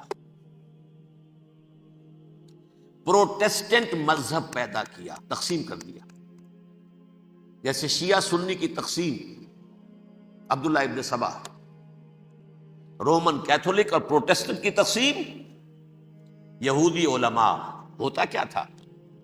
ہسپانیہ کی یونیورسٹیاں ہیں، کارڈووا میں ہے، ٹولیڈو میں ہے، گریناڈا میں ہے، غرناطہ، قرطبہ، تولیتلا، اور وہاں آتے تھے لوگ، فرانس سے چلے آ رہے ہیں نوجوان پڑھنے کے لیے، جرمنی سے چلے آ رہے ہیں، اٹلی سے چلے آ رہے ہیں، 3 ہی ملک قریب ترین پڑھتے ہیں سینٹرل جو یورپ کے ہیں۔ یہاں پر جو ہے وہ اسلام جو نور پھیلا رہا تھا اس سے بھی مستفیض ہوئے، جہالت کے جو ہے پردے ان کے وہ چھٹے، اس کے ساتھ ہی وہ یہودی وہاں ان کے اندر جو جراثیم داخل کر رہے تھے وہ اس عیسائیت کے خلاف بغاوت تھی، جو اس وقت دنیا میں عیسائیت اس وقت تھی، پوپ کا راج تھا دنیا میں اس وقت۔ یورپ میں جو عیسائیت تھی اس میں ایک طرف بادشاہ تھے، لیکن بادشاہوں کی حیثیت وہاں پر یوں سمجھ لیجئے کٹ پتلیوں کی تھی، اصل قوت پوپ کے ہاتھ میں تھی۔ اور پوپ کو انہوں نے جیسے قرآن نے کہا اتخذوا احبارهم ورهبانهم اربابا من دون اللہ، کیونکہ سینٹ پال نے شریعت موسوی ساقط کر دی تھی تو اب شریعت تھی ہی نہیں، پوپ کو اختیار تھا جس چیز کو چاہے حلال قرار دے دے، جس چیز کو چاہے حرام قرار دے دے۔ اتخذوا احبارهم ورهبانهم اربابا من دون اللہ۔ انہوں نے کہا صاحب یہ پوپ کس بلا کا نام ہے، یہ بھی انسان ہے۔ بات تو ٹھیک تھی نا، اصل حیثیت تو کتاب کی ہونی چاہیے نا، ڈیوائن بک، دی ریویلڈ اسکرپچر، لہذا یہ کتاب ہر شخص پڑھ سکتا ہے۔ کوئی پوپ کے باپ کو جو ہے کوئی اس کے لیے پروپرائٹری رائٹس تو نہیں ہے کہ صرف پوپ پڑھ سکتا ہے یا پادری پڑھ سکتے ہیں، ہم بھی پڑھ سکتے ہیں، ہم بھی سمجھ سکتے ہیں۔ یہ باتیں تھی کہ جن کو بڑھا چڑھا کر بیان کر کے اور پوپ کا اقتدار ختم کرا دیا اور توجہ مرکوز کر دی بائبل کی طرف۔ اب بائبل میں بڑا حصہ تو اولڈ ٹیسٹامنٹ کا ہے۔ نتیجہ کیا ہوا؟ یہود کی عظمت پروٹیسٹنٹس کے نزدیک مسلم ہو گئی، اصل قوم تو یہ ہے. وہ دشمنی بدلی کہ نہیں بدلی؟ موسیٰ کے امتی یہ ہے، تورات موسیٰ کو دی گئی، ابراہیم کی نسل یہ ہے. لہذا وہ جو دشمنی تھی، جو عداوت تھی کہ ہمارے خدا کو سولی چڑھانے والے ہیں یہ بدماش، اس کا ازالہ ہوا. اس پروٹسٹنٹ مذہب کے نتیجے میں یہ میں اب آپ کو بتاتا ہوں کہ ایک نتیجہ وہ نکلا ہے جسے برٹرنڈ رسل نے بیان کیا ہے. اس کی کتاب ہے ان پریز آف آئیڈلنس، صفحہ 108. وہ لکھتا ہے the Christians retaining the Judaic belief in special revelation added to it the Roman desire for worldwide domination and the Greek taste for metaphysical subtleties. The combination produced the most fiercely persecuting religion that the world has yet known. یہ تین چیزیں آ کر عیسائیت میں مل گئی. ایک تو جب یہ اولڈ ٹیسٹمنٹ جو ہے وہ ان کے ہاتھ میں آ گئی، اور اس کے میں کچھ آپ کو بتا دیتا ہوں کہ اولڈ ٹیسٹمنٹ کی تعلیمات، کیونکہ یہ اولڈ ٹیسٹمنٹ جو ہے یہ محرف تھی. اصل تورات تو گم ہو گئی تھی 587 قبل مسیح میں، جب پہلی مرتبہ ہیکل جو ہے تباہ ہوا ہے، اس وقت ختم ہو گئی تھی. اس کے کوئی 150 سال کے بعد انہوں نے یادداشتوں سے مرتب کر کے لکھی ہے. اب اس میں ان کے اپنے خیالات، اپنے امانی، اپنی توجیحات وہ شامل ہو گئی. لہذا میں آپ کو حوالے دیتا ہوں اس کتاب کے اندر مظالم کی جو تعلیم دی گئی ہے. اہل کتاب نے اپنے مظالم قتل عام کے جواز کے لیے تورات میں تبدیلیاں کی اور پیغمبروں پر دہشت ناکی اور بدترین حرام کاری کے الزامات لگائے. سنیے، پہلا حوالہ ہے یہ گنتی باب 31 آیات 17-18. اس لیے ان بچوں میں جتنے لڑکے ہیں سب کو مار ڈالو، اور جتنی عورتیں مرد کا منہ دیکھ چکی ہیں ان کو بھی قتل کر ڈالو، لیکن ان لڑکیوں کو جو مرد سے واقف نہیں اور اچھوتی ہیں اپنے لیے زندہ رکھو. یہ کسی اللہ کی کتاب کا یہ جملہ ہو سکتا ہے؟ کسی ریویل بک کا؟ اور سنیے، یہ ہے استثناء ڈیٹرانومی باب 20 آیت 16-18. پر ان قوموں کے شہروں میں جن کو خداوند تیرا خدا میراث کے طور پر تجھ کو دیتا ہے، کسی ذی نفس کو جیتا نہ بچا رکھنا، جیسا خداوند تیرے خدا نے تجھ کو حکم دیا بالکل نیست کر دینا. مرد، عورتیں، بچے، بوڑھے سب ختم. یہ کتاب مقدس ہے. اور سنیے، سیموئیل باب 27 آیت نمبر 9. اور داؤد نے اس سرزمین کو تباہ کر ڈالا اور عورت مرد کسی کو جیتا نہ چھوڑا. نمبر 4، ان سب آباد شہروں کو ماں، عورتوں اور بچوں کے بالکل نابود کر ڈالا. کتاب استثناء باب 3 آیت 6. یہ ہے جو کہہ رہا ہے برٹرنڈ رسل. کرسچینٹی میں آ کر اب یہ تین چیزیں شامل ہو گئی. ایک تو یہ باربیرین یہ تعلیم جو ہے، اور یہ مذہب کے نام پہ تعلیم، یہ کتاب مقدس کی تعلیم. نمبر 2، رومنز کے اندر جو ایک تمنا تھی ورلڈ ڈومینیشن کی، وہ عیسائیت کے اندر آ گئی. اس لیے کہ پوری رومن امپائر جو ہے عیسائی ہو گئی، اسے وراثت کے اندر ورلڈ ڈومینیشن کی جو ایک تمنا تھی وہ مل گئی. اور پھر یہ کہ انہوں نے جو توہمات تھے یونانیوں کے، ان کو بھی اپنے ہاں مختلف شکلوں کے اندر جمع کر لیا. ان تین چیزوں کا the combination produced the most fiercely persecuting religion that the world has yet known. اس کے نتیجے میں دنیا میں تاریخ انسانیت کے اندر جو بدترین خونخوار ترین مذہب ہو سکتا ہے وہ شکل عیسائیت نے اختیار کی. اور اس کا مظہر عتم کیا تھا؟ نوٹ کیجیے، صلیبی جنگیں. ایک بات ٹائم ٹیبل کے اعتبار سے نوٹ کر لیجیے گا. فرسٹ ملینیم ختم ہوا، سیکنڈ شروع ہوا. ان کے 1000 سال ختم ہوئے تو 11ویں صدی میں سیکنڈ ملینیم شروع ہوا، تو پہلی صلیبی جنگیں ہوتی تھی.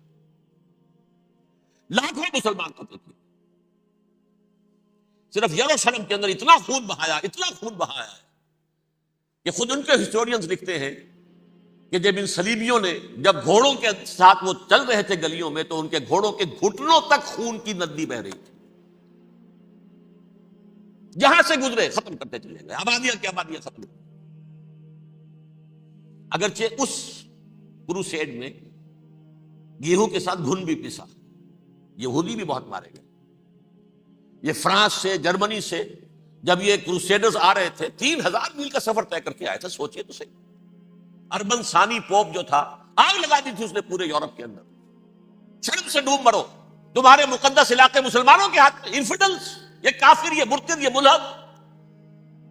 مسیح جہاں پیدا ہوا، مسیح کو جہاں سولی دی گئی، وہ کہاں ہے؟ ان کے ہاتھ میں. وہ آگ لگائی ہے، 3000 میل کا فاصلہ طے کر کے یہ قوم آئی ہے. جو تباہی مچائی ہے تاریخ انسانی میں، ایسی بربریت کی کوئی مثال. اور یہ ان کے اپنے ہسٹورینز لکھتے ہیں شرم کے بارے. ایسے محسوس ہوتا ہے جیسے ان کی گردنیں جھکی جا رہی ہوں لکھتے. اب آگے چلیے.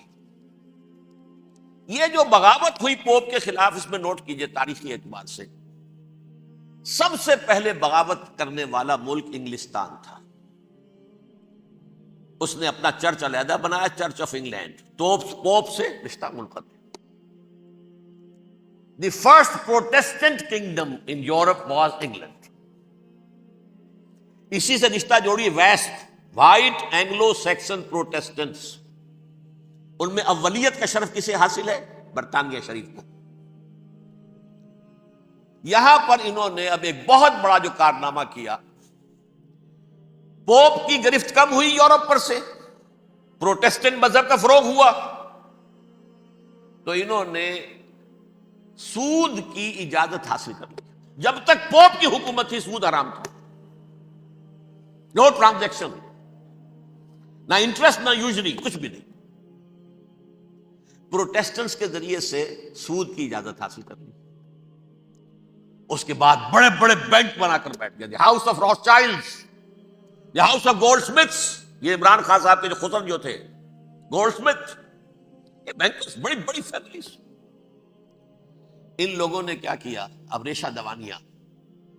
یورپ میں مختلف ملکوں کے درمیان جنگیں کروائیں سازشوں کے ذریعے سے. وہی کلما اوقدوا نارا للحرب، جنگ کے لیے آگ بھڑکا دینا تو ان کا پرانا مشغلہ تھا. جنگیں کرواتے تھے.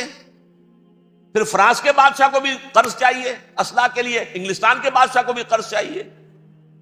ہاؤس آف راس چائلڈ کا ایک نمائندہ وہاں بیٹھا ہے، ایک یہاں بیٹھا ہے، اور منہ مانگے شرح پر سود کے اوپر قرض دے رہے ہیں. ان کو سب کو جو ہے ان کے سارے مالی وسائل کھینچ لیے، دولت پر قبضہ کر کے بیٹھ گئے. اور اس کا نتیجہ یہ نکلا چند 100 سالوں کے اندر کہ فرنگ کی رگے جاں پنجے یہود میں. اس سودی نظام کے ذریعے سے دولت پر ان کا قبضہ. علامہ اقبال 1905 سے 1908 تک رہے تھے نا، لیکن یہ کہ ان کی نگاہ تھی ایسی. گاہ میری نگاہ تیز چیر گئی دل وجود، گاہ الجھ کے رہ گئی میرے توہمات میں. اور انہوں نے دیکھا ہے کہ فرنگ کی رگے جہاں پنجے یہود میں ہے. ابھی ہٹلر کا تو وجود بھی نہیں تھا، بعد میں ہٹلر کو محسوس ہو گیا نا واقعتاً ہمارا اصل دشمن یہ یہودی ہے جو یہاں پر بیٹھا ہوا، جو ہمارا خون چوس رہا ہے. آخر یوں ہی تو نہیں، دماغ اس کا ایسے تو خراب نہیں ہو گیا تھا. یہ قتل عام، یہ ہولوکاسٹ کس لیے؟ اس نے پہچان لیا تھا، اس لیے کہ وہ ویسٹ نہیں تھا، وائٹ اینگلو سیکسن پروٹیسٹنٹس. اصل جادو جو چلا وہ ان پر چلا، اور برطانیہ ان کا سب سے بڑا جو ہے وہ پشت پناہ، مددگار، حامی. اس کے ساتھ ساتھ انہوں نے کوشش کی، یہ ترک خلفاء بیچارے، مرد بیمار تو بن ہی چکا تھا یورپ کے اندر، زوال سے دوچار ہو چکی تھی ترکی خلافت. انہوں نے بھی محل بنائے تھے. آج تجھ کو بتاتا ہوں تقدیر امم کیا ہے، شمشیر و ثنا اول، طاؤس و رباب آخر. بڑے بڑے قرضے لے کر محل بنے تھے یہ، جو آج جا کر آپ استنبول میں دیکھ لیجئے، قرضوں کے اندر بندھے ہوئے. لیکن یہ کہ کم سے کم یہ ضرور کیا کہ بڑی سے بڑی رشوت انہیں یہودیوں نے پیش کی کہ کسی طرح ہمیں فلسطین میں آباد ہونے کی اجازت دے دو. لیکن this goes to their credit, انہوں نے کہا نہیں، یہ معاہدہ جو عمر نے کیا تھا رضی اللہ تعالی عنہ، اس کو میں نہیں بدل سکتا. تم جاؤ، جا کے زیارت کرو، آ جاؤ، تم وہاں آباد نہیں ہو سکتے. کیونکہ ترکی کے زیر نگی تھا نا علاقہ، سلطنت عثمانیہ میں شامل تھا، پورا ویسٹ ایشیا، پورا ایسٹ یورپ، پورا شمالی افریقہ، 3 بر اعظموں پر پھیلی ہوئی تھی سلطنت عثمانیہ اور خلافت عثمانیہ۔ 400 برس تک خلافت ان کے ہاں رہی ہے، انہوں نے نہیں مانا۔ نتیجہ کیا نکلا؟ انہوں نے اس خلافت کے نظام کو ختم کرنے کے لیے سازش شروع کی۔ اس سازش کا نتیجہ تھا، اس کو دیکھ کر بھانپ کر ہندوستان میں تحریک خلافت چلی ہے۔ بولی اماں محمد علی کی جان بیٹا خلافت پر دے دو، ساتھ ہوں تیرے شوکت علی بھی جان بیٹا خلافت پر دے دو۔ تحریک چلی، ابھی ختم نہیں ہوئی تھی خلافت، لیکن نظر آ گیا تھا۔ بڑا پیارا واقعہ ایک صاحب نے سنایا ہے کہ جب شیخ الہند جو ہیں اسیر تھے مالٹا میں، یہ 1915 سے 1920 تک رہے، تو وہاں جو تھا مالٹا کا جو کیمپ تھا جس میں کہ یہ اسیر تھے، اس کا کمانڈانٹ جو تھا انگریز، انہوں نے دیکھ لیا تھا یہ بہت فرشتہ خصلت انسان ہے، نورانی شکل ہے، تو وہ اچھا میل ملاپ تھا۔ ایک روز کہا حضرت شیخ الہند نے کہ آپ لوگ ہماری خلافت کے پیچھے کیوں پڑے ہوئے ہیں؟ وہ تو ایک مردہ شے ہے، اس میں کوئی جان تو ہے نہیں، کوئی طاقت نہیں ہے، پھر بھی آپ ہماری ایک نشانی ہے، اسے کیوں آپ جو ہے برباد کرنے پر تلے ہوئے؟ اس نے کہا اتنے بھولے نہ بنیے حضرت، ہمیں معلوم ہے اس نیم مردہ خلافت میں بھی طاقت اتنی ہے کہ اگر جہاد کا فتویٰ اس نے دے دیا تو انڈونیشیا سے موریتانیہ تک مسلمان کفن سر سے باندھ کے نکل آئے گا، یہ ہمیں معلوم ہے، لہذا ہم نے ختم کرنا ہی کرنا۔ اور ختم کس سے کرایا؟ ایک فری میسن مصطفیٰ کمال پاشا، چاک کر دی ترک ناداں نے خلافت کی قبا، سادگی اپنوں کی دیکھ اوروں کی عیاری بھی دیکھ۔ عیاری کس کی تھی؟ یہود کی، اور ان کے اعلی کار برطانیہ۔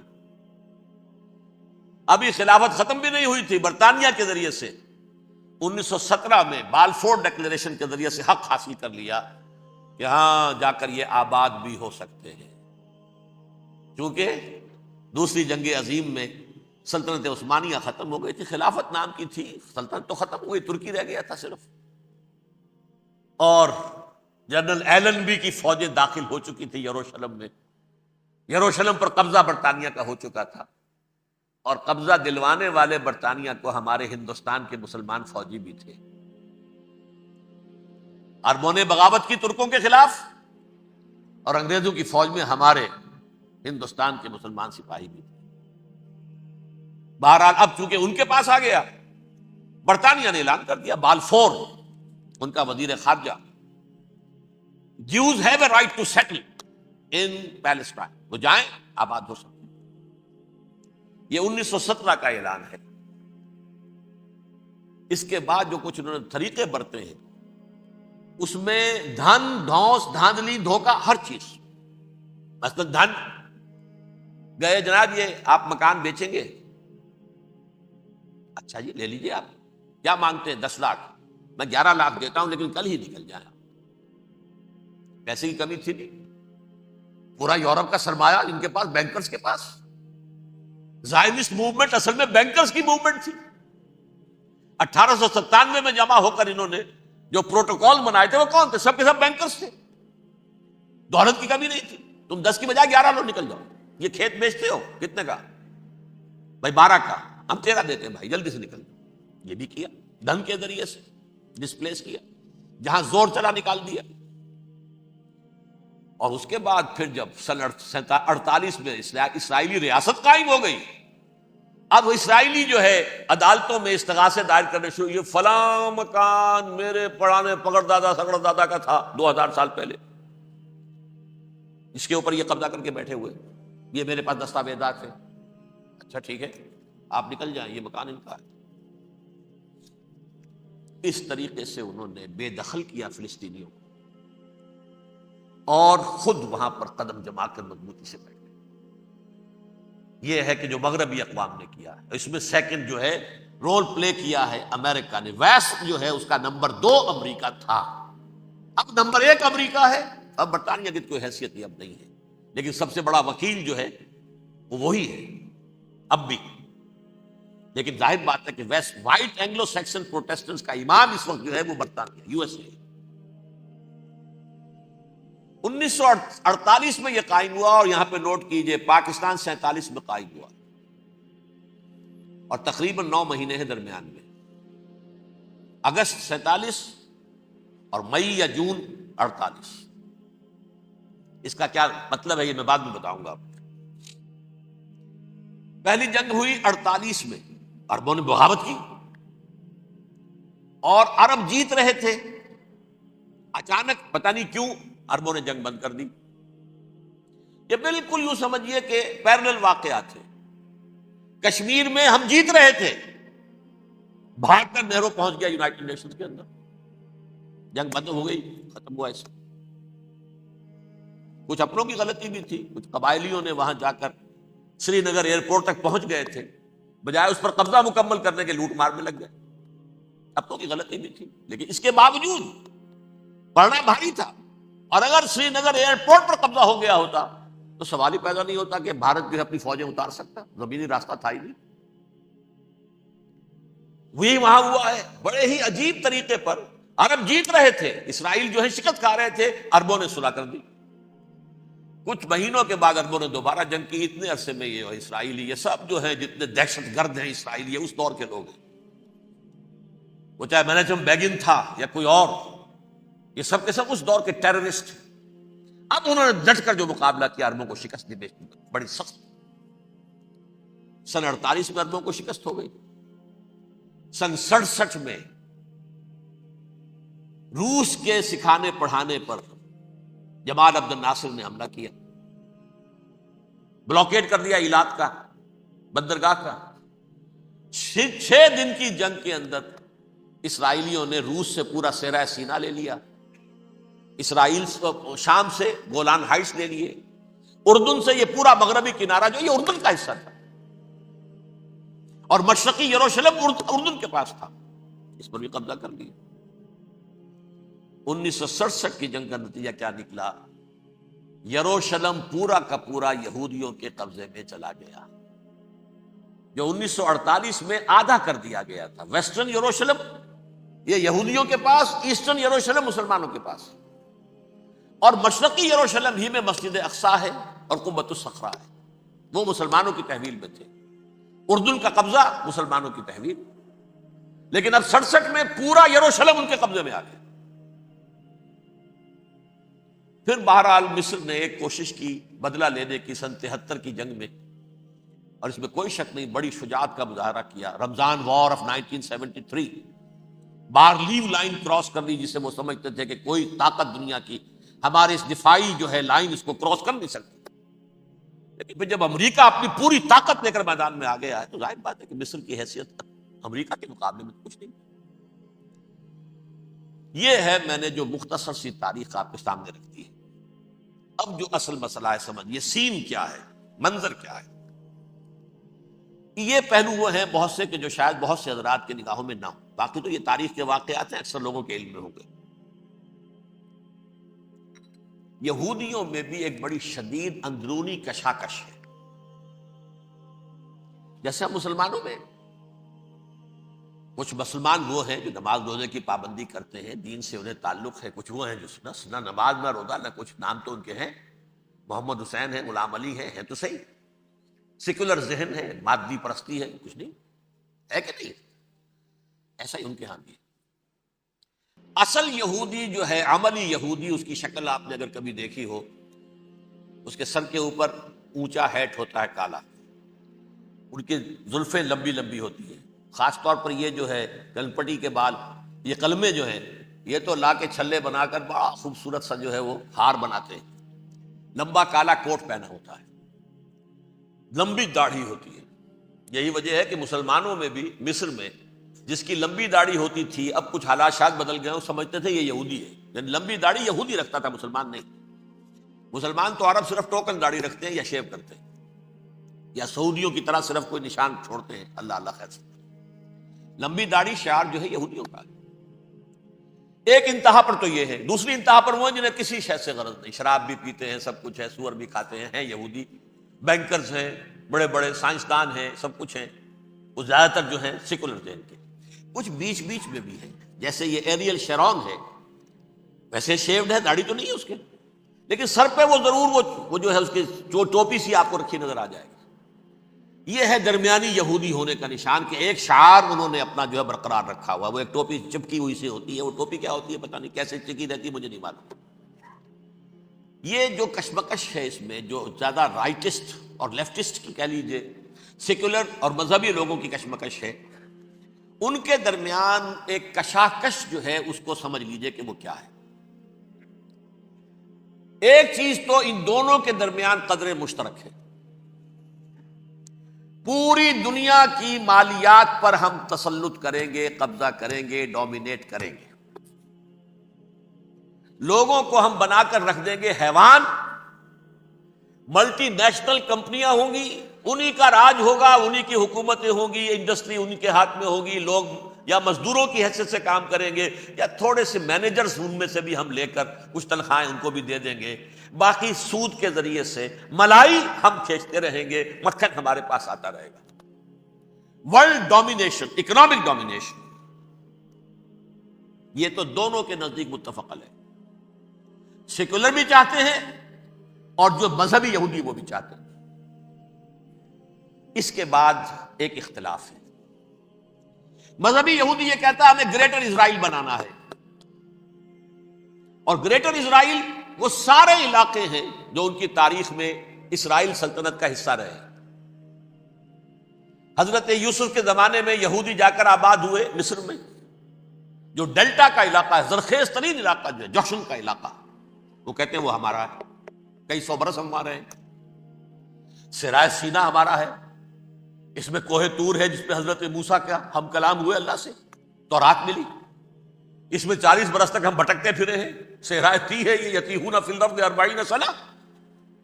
پھر فلسطین تو خیر ہماری جدی پشتی جائیداد ہے, جاگیر ہے. پھر یہ عرب جو ہے یہ بھی مدینے تک ہمارا ہے, مدینے سمیت. ہمارے قبیلے وہاں تھے جہاں سے نکالا مسلمانوں نے. پورا عراق ہمارا ہے, پورا شام ہمارا ہے, اور ترکی کا بھی ایک علاقہ ہے ابتدائی مشرقی جنوبی, وہ بھی ہمارا ہے. یہ ہے گریٹر اسرائیل کا نقشہ, یہ ہم نے بنانا ہے. جبکہ جو سیکولر ذہن کے لوگ کہتے ہیں کیا کرو گے اس کو بنا کے, اس میں جو عرب ہیں وہ تم سے لڑتے رہیں گے, تم انہیں مارو گے وہ تمہیں ماریں گے. اگر تم 10 مارو گے تو ایک تو وہ بھی ماریں گے نا تمہارا. ٹھیک ہے, فائدہ کیا ہے؟ اس کی بجائے ہم یہ کرتے ہیں کہ عرب اور اسرائیل مل کر, کزنز ہیں نا آپس میں. آپ کو معلوم ہے بل کلنٹن نے یہ الفاظ کہے تھے جب اسحاق ریبن سے معانقہ کرایا تھا شاہ حسین مرحوم کا, تو کیا کہا, یو آر کزنز. حضرت ابراہیم کے 2 بیٹوں سے نسل ہے نا, حضرت اسماعیل سے عرب ہے, حضور ہے, اور حضرت اسحاق سے یہ بنی اسرائیل ہے, کزنز ہے. You are cousins. تو ہم کزنز مل کر ایک اکنامک یونٹ بناتے ہیں. جیسے ایشیا پیسیفک ایک یونٹ بن گیا ہے, آسیان ایک یونٹ بن گیا ہے, وغیرہ وغیرہ. پورا یورپ ایک یونٹ بن گیا ہے, ایک کرنسی بن گئی ہے. ہم اس پورے علاقے کو ایک اکنامک یونٹ بناتے ہیں. پیسہ اربوں کا ہوگا, ان کے پاس بہت دولت ہے. تیل ان کا ہوگا, بہت تیل ہے ان کے پاس. مزدور ان کے ہوں گے, بڑی تعداد ہے ان کی. مینجمنٹ ہماری ہوگی, ٹیکنیکل نو ہاؤ ہمارا ہوگا, سائنسدان ہم ہوں گے. ملائی ہم کھاتے رہیں گے, چھاچھ ان کو دیتے رہیں گے. تو ہمیں آم کھانے ہیں, پیڑ گننے کی کیا ضرورت ہے؟ خام خواہ ان کی دشمنی مول لیں, زیادہ دشمنی بڑھائیں.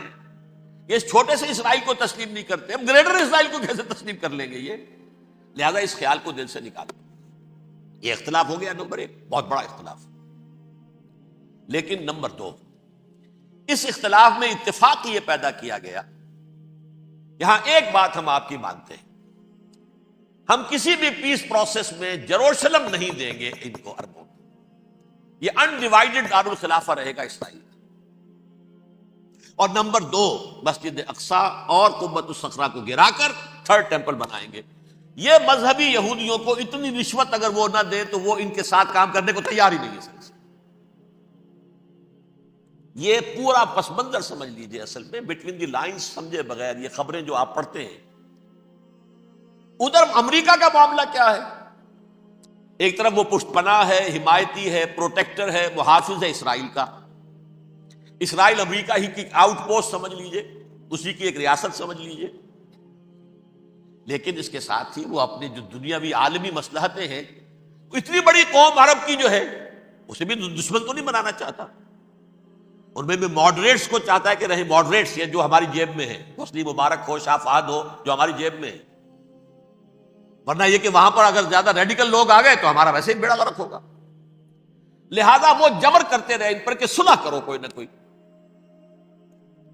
یہ صلح کے لیے دباؤ امریکہ کا ہے، اسرائیل نہیں چاہتا صلح، دباؤ ہے امریکہ کا۔ اب میں آپ کو یاد دلاتا ہوں، خلیج کی جنگ ختم ہوئی، بش، یہ باپ اس کا جو اب ہے بش، اس کا بڑا بش جو سینئر، اس کی پاپولیرٹی ریشو جو ہے 89% تھی اس وقت امریکہ کے اندر، اس نے اتنی بڑی جنگ فتح کی تھی اور چند امریکی مرے صرف،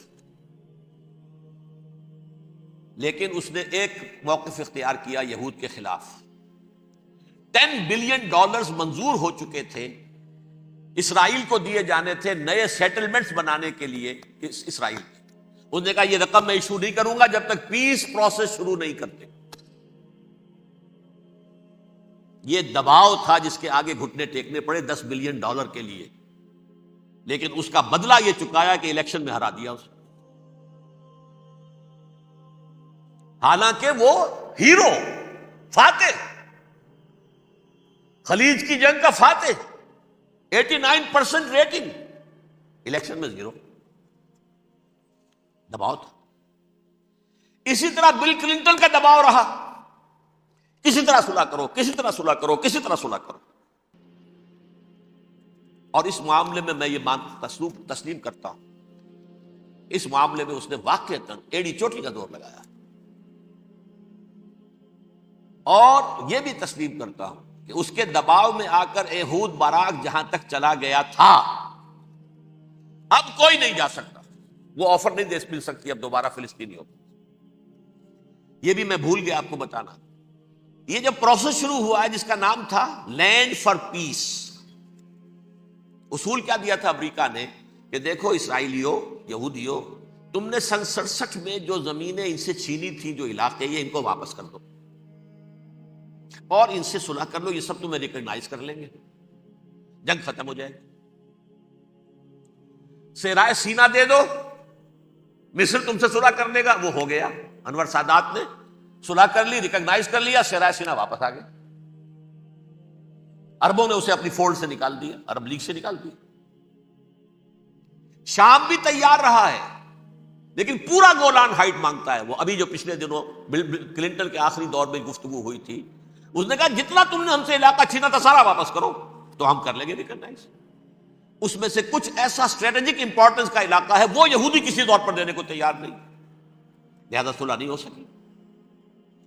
شرق اردن سے جو علاقہ لیا تھا وہ ٹھیک ہے، وہ رکھو، اس کے اندر فلسطینی ریاست بنا دو، یہ علاقہ جو ہے فلسطینیوں کی میجورٹی ہے اس میں، تو اس کو فلسطینی ریاست بنا لو، ایک ریاست ودن ریاست ہو جائے گی، اسرائیل ریاست، فلسطینی ریاست۔ یہ ہیں 3 مین پوائنٹس۔ چوتھی بات پہ آ کر روک دیتے تھے کہ یہ پھر بعد میں سوچیں گے یروشلم کا مستقبل کیا ہوگا، یہ موسٹ سینسٹیو ایشو جو ہے یہ بعد میں سوچیں گے۔ اب جب یہ پیس ٹاک شروع ہوئے تو یاد ہے اسحاق ریبین تھا، اسے کس نے قتل کیا؟ یہودی نوجوان نے۔ یہ تم کیسے دے رہے ہو زمینیں؟ ہمیں تو اور لینی ہے، تم نے سینا واپس کر دیا، ہمیں تو جشن کا پورا علاقہ لینا ہے، مصر کا سارا فرٹائل ایریا جو ہے وہ لینا ہے اس سے، تم گولان ہائٹس دے رہے ہو، ہمیں پورا شام لینا ہے، لہذا تم کیسے کر رہے ہو؟ لینڈ فار پیس، پیس اور نو پیس، نو لینڈ، زمین ہم واپس نہیں کریں، ہمیں تو اور لینی ہے۔ کس نے قتل کیا؟ یہودی نے، فلسطینی نے تو قتل نہیں کیا۔ ایہود باراک کی بات میں آپ کو بتا رہا ہوں، یہ یہاں تک چلا گیا تھا کہ اسرائیلی ریاست بھی ہم فلسطینی ریاست بھی مان لیں گے، یروشلم بھی، مشرقی یروشلم دے دیں گے، تمہارا اقتدار ہوگا اس پر۔ البتہ یہ جو احاطہ ہے جس میں جنوب میں مسجد اقصیٰ ہے اور ذرا شمال کی طرف ہے قبۃ الصخرہ۔ قبۃ الصخرہ آپ جانتے ہیں، جب بھی ٹیلی ویژن پر یروشلم سے کوئی خبر آ رہی ہوتی ہے تو پیچھے وہ بڑا سا مینار، وہ گنبد نظر آتا ہے سنہرا، یہ وہ جگہ ہے چٹان، ٹیمپل ماؤنٹ۔ یہ پہاڑی تھی پہلے، جیسے کوہ صفا، کوہ مروہ، اب کیا رہ گئی ہیں، کبھی پہاڑیاں تھی یہ، کوہ صفا کے اوپر چڑھ کر حضور نے نعرہ لگایا تھا وا صباحا. اب کیا ہے وہ کوہ صفا بیچارہ؟ وہ تو ایک چھوٹی سی علامت ہے، کوئی پہاڑیاں سے دکھائی دیتی ہے، اس کے اوپر بھی گنبد ہے. اسی طرح ٹیمپل ماؤنٹ ہے وہ جہاں پر کہ ہیکل سلیمانی تھا، اور وہ گرا دیا تھا رومیوں نے، مسلمانوں نے تو نہیں گرایا. لیکن پھر حضور کو معراج وہاں سے ہوا تو عبد الملک بن مروان نے وہاں پر یہ بہت بڑا گنبد بنا دیا. یہ قبۃ الصخرہ ہے. وہ مسجد اقصیٰ نہیں ہے، مسجد اقصیٰ اس کے علاوہ ہے، وہ جنوبی علاقے میں ایک ریکٹینگولر احاطہ ہے بہت بڑا، جس کے جنوبی علاقے کے اندر مسجد اقصیٰ ہے، اور یہ اس کے شمالی حصے. یہود براق نے یہاں تک آفر کر دی تھی کہ مسجد اقصیٰ کو اپنے پاس رکھ لو، لیکن یہ ٹیمپل جو ہے، یہ ٹیمپل ماؤنٹ، یہ قبۃ الصخرہ کی، اس لیے کہ یہ ہماری کمٹمنٹ ہے مذہبی یہودیوں کے ساتھ کہ ہم یہاں پر جو ہے ٹیمپل بنائیں گے، تھرڈ ٹیمپل، ہیکل سلیمانی کی تیسری مرتبہ تعمیر یہاں ہوگی. لیکن ظاہر بات ہے فلسطینی کیسے مان لیں، مسلمان کیسے مان لیں؟ یہ ہے وہ چیز کہ جس کی وجہ سے وہ سارا معاملہ ناکام ہوا. ویسے مجھے یقین ہے کہ اگر فلسطینی مان بھی لیتے تب بھی یہودی جو ہیں جس طریقے سے اسحاق ریبیون کو اس نے قتل کر دیا تھا، تو یہ اس کو بھی، یہود براق کو بھی قتل کر دیتے، اور وہ کسی صورت تسلیم نہ کرتے کہ یہ یروشلم جو ہے یہ انڈیوائیڈڈ سٹی نہ رہے، بلکہ ڈویژن ہو جائے اس کی، اور صرف مغربی حصہ ہمارے پاس رہ جائے اور مشرقی جو ہے عربوں کے پاس. کبھی تسلیم نہیں کرتے، مر جائیں گے. اب دیکھیے اس وقت شکل کیا ہے. میرا اندازہ یہ ہے کہ اب جو مذہبی یہودی ہیں ان کے صبر کا پیمانہ لبریز ہو گیا ہے، اور اب ایک مڈ وے آدمی اس وقت وہاں پر آ گیا ہے، ٹوپی والا. اگرچہ وہ پریکٹسنگ یہودی اس طرح کا نہیں ہے، داڑھی والا نہیں ہے، زلفوں والا نہیں ہے وہی کوٹ پینٹ والا، لیکن یہ کہ اوپر رکھتا ہے وہ ٹوپی. ایریل شرون، اور انتہائی سفاک، جس نے کہ فلسطینیوں کے 2 کیمپ ایسے اڑائے تھے جیسے کہ چیونٹیوں کا ہو لشکر اور ان کو پاؤں تلے رون دیا جائے، اس طریقے سے ختم کیا. بہت بڑا قاتل، مرڈرر، وہ وزیر اعظم. اور اب جو ہے ان کے صبر کا پیمانہ لبریز ہو گیا ہے. اب ان کا فیصلہ یہ ہے کہ انہیں 3 بڑے بڑے قدم اٹھانے. نمبر 1، فلسطینیوں کا خاتمہ، ایتھنک کلینزنگ.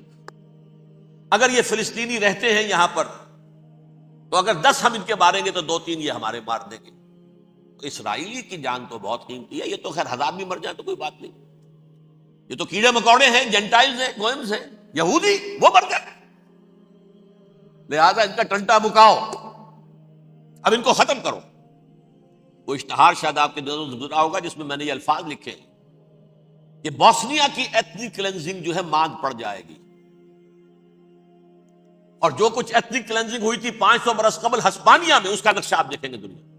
اس وقت کیا ہوا تھا؟ عربوں کو، مسلمانوں کو یا جلا دو، قتل کر دو، یا جہازوں میں ان کو ڈمپ کر ہوئے اور لے جا کر شمالی افریقہ کے ساحل کے اوپر اتار دو اور ڈمپ کر دو. ایک بچہ بھی نہیں رہنے دیا تھا ہسپانیہ میں. 1492 میں سقوط غرناطہ ہوا ہے، اور اس کے بعد 10 سال کے اندر اندر ایک ایک بچہ مسلمانوں کا ختم کر دیا. یہ ہے فیصلہ ان کا. اب بہت بڑا قدم وہ اٹھانے پر مجبور ہے. کب تک آپ رہیں گے؟ ہمارے لوگ مارتے ہیں، 16 نوجوان ہمارے مار دیے. لیکن آج گھر تھا، اس میں ایک چلا گیا فلسطینی، بم اپنے جسم سے باندھ کر وہاں اڑا دیا، خود بھی اڑ گیا، 16 ان کے نوجوان اڑ گئے. لہذا یہ چیز ان کے لیے ناقابل برداشت ہے. ان کے صبر کا پیمانہ اب لبریز ہوگا. نمبر 2، انہیں بہرحال اب یہ کرنا ہے کہ مسجد اقصیٰ کو گرائیں، قبۃ الصخرہ کو گرائیں، اور ٹیمپل بنائیں. یہ انتفاضہ جو اب شروع ہوا 1 سال پہلے سے، یہ شیرون نے دورہ کیا تھا، مسجد اقصیٰ میں گیا تھا، اور اس نے تھرڈ ٹیمپل کی تعمیر کے لیے ایک پتھر جو ہے بنیاد کا پتھر رکھنے کا ارادہ ظاہر کیا تھا، جس پر فلسطینی نوجوان اٹھے، وہ اینٹیں لے کر اور روڑے لے کر، اور اس وقت سے یہ سلسلہ چل رہا ہے. کتنے مارے جا چکے فلسطینی، لیکن کچھ نہ کچھ یہودی بھی مرے، اسرائیلی بھی مرے. اور جیسا کہ میں نے عرض کیا، اب ان کے صبر کا پیمانہ لبریز ہو گیا. انف از انف. اب ہم اس معاملے کو ایک دفعہ جو ہے فائنلی ختم کر دیں اور اب بنائیں گے. لہذا اب جو ہے کئی ٹن وزن کے وہ جو پتھر تیار ہو کر آگے رکھ دیے گئے ہیں کہ یہاں یہ بنیاد پڑنی ہے، اس کے اندر یہ پتھر لگے. بلکہ ایک لطیفہ بھی مجھے یاد آیا ہے، یہ کوئی 30 سال پرانی بات ہے۔ اس قبۃ الصخرہ کی مرمت ہوئی تھی، تو اس کے اوپر جو یہ سونے کی پتھری چڑھی ہوئی ہے، یہ شاہ حسین اردن والے جو ہے، ظاہر بات ہے تھا بھی انہی کے تسلط میں، یہ انہی کی تولیت میں تھا، سن 67 سے پہلے، اس زمانے کی بات میں کر رہا ہوں۔ تو انہوں نے پتہ نہیں 30 من تھا یا 30 ٹن تھا سونا جو ڈونیٹ کیا تھا اس کے اوپر یہ پتھری چڑھانے کے لیے، جو بہت بڑا گنبد نظر آتا ہے پورے کے پورے ماحول کے اوپر چھایا ہوا۔ اس وقت یہودی اخباروں نے لکھا تھا بہت اچھا ہے، یہ سونا ہمارے کام آئے گا جب ہم اپنا ہیکل تعمیر کریں گے۔ کہاں جائے گا سونا؟ سونا یہی رہے گا نا، جب ہم گرائیں گے ہمیں وہ سونا مل جائے گا۔ اب وہ اس پر آ گئے، مزید دیر نہیں کر سکتے۔ تو آپ نوٹ کیجئے، number 1، ethnic cleansing of Palestinians in Israel. Number 2, demolition of the Aqsa mosques and the Qubbat al-Sakhra. Number 3, امریکہ کو الٹیمیٹم، تم اب اپنے ٹانگ درمیان میں مت لڑاؤ، اور اس کے لیے دھمکی، اگر تم نے ہمارے معاملے میں رکاوٹ ڈالی تمہاری اینٹ سے اینٹ بجا دیں گے۔ نیتن یاہو نے یہ کہا تھا میں واشنگٹن میں آگ لگا دوں گا۔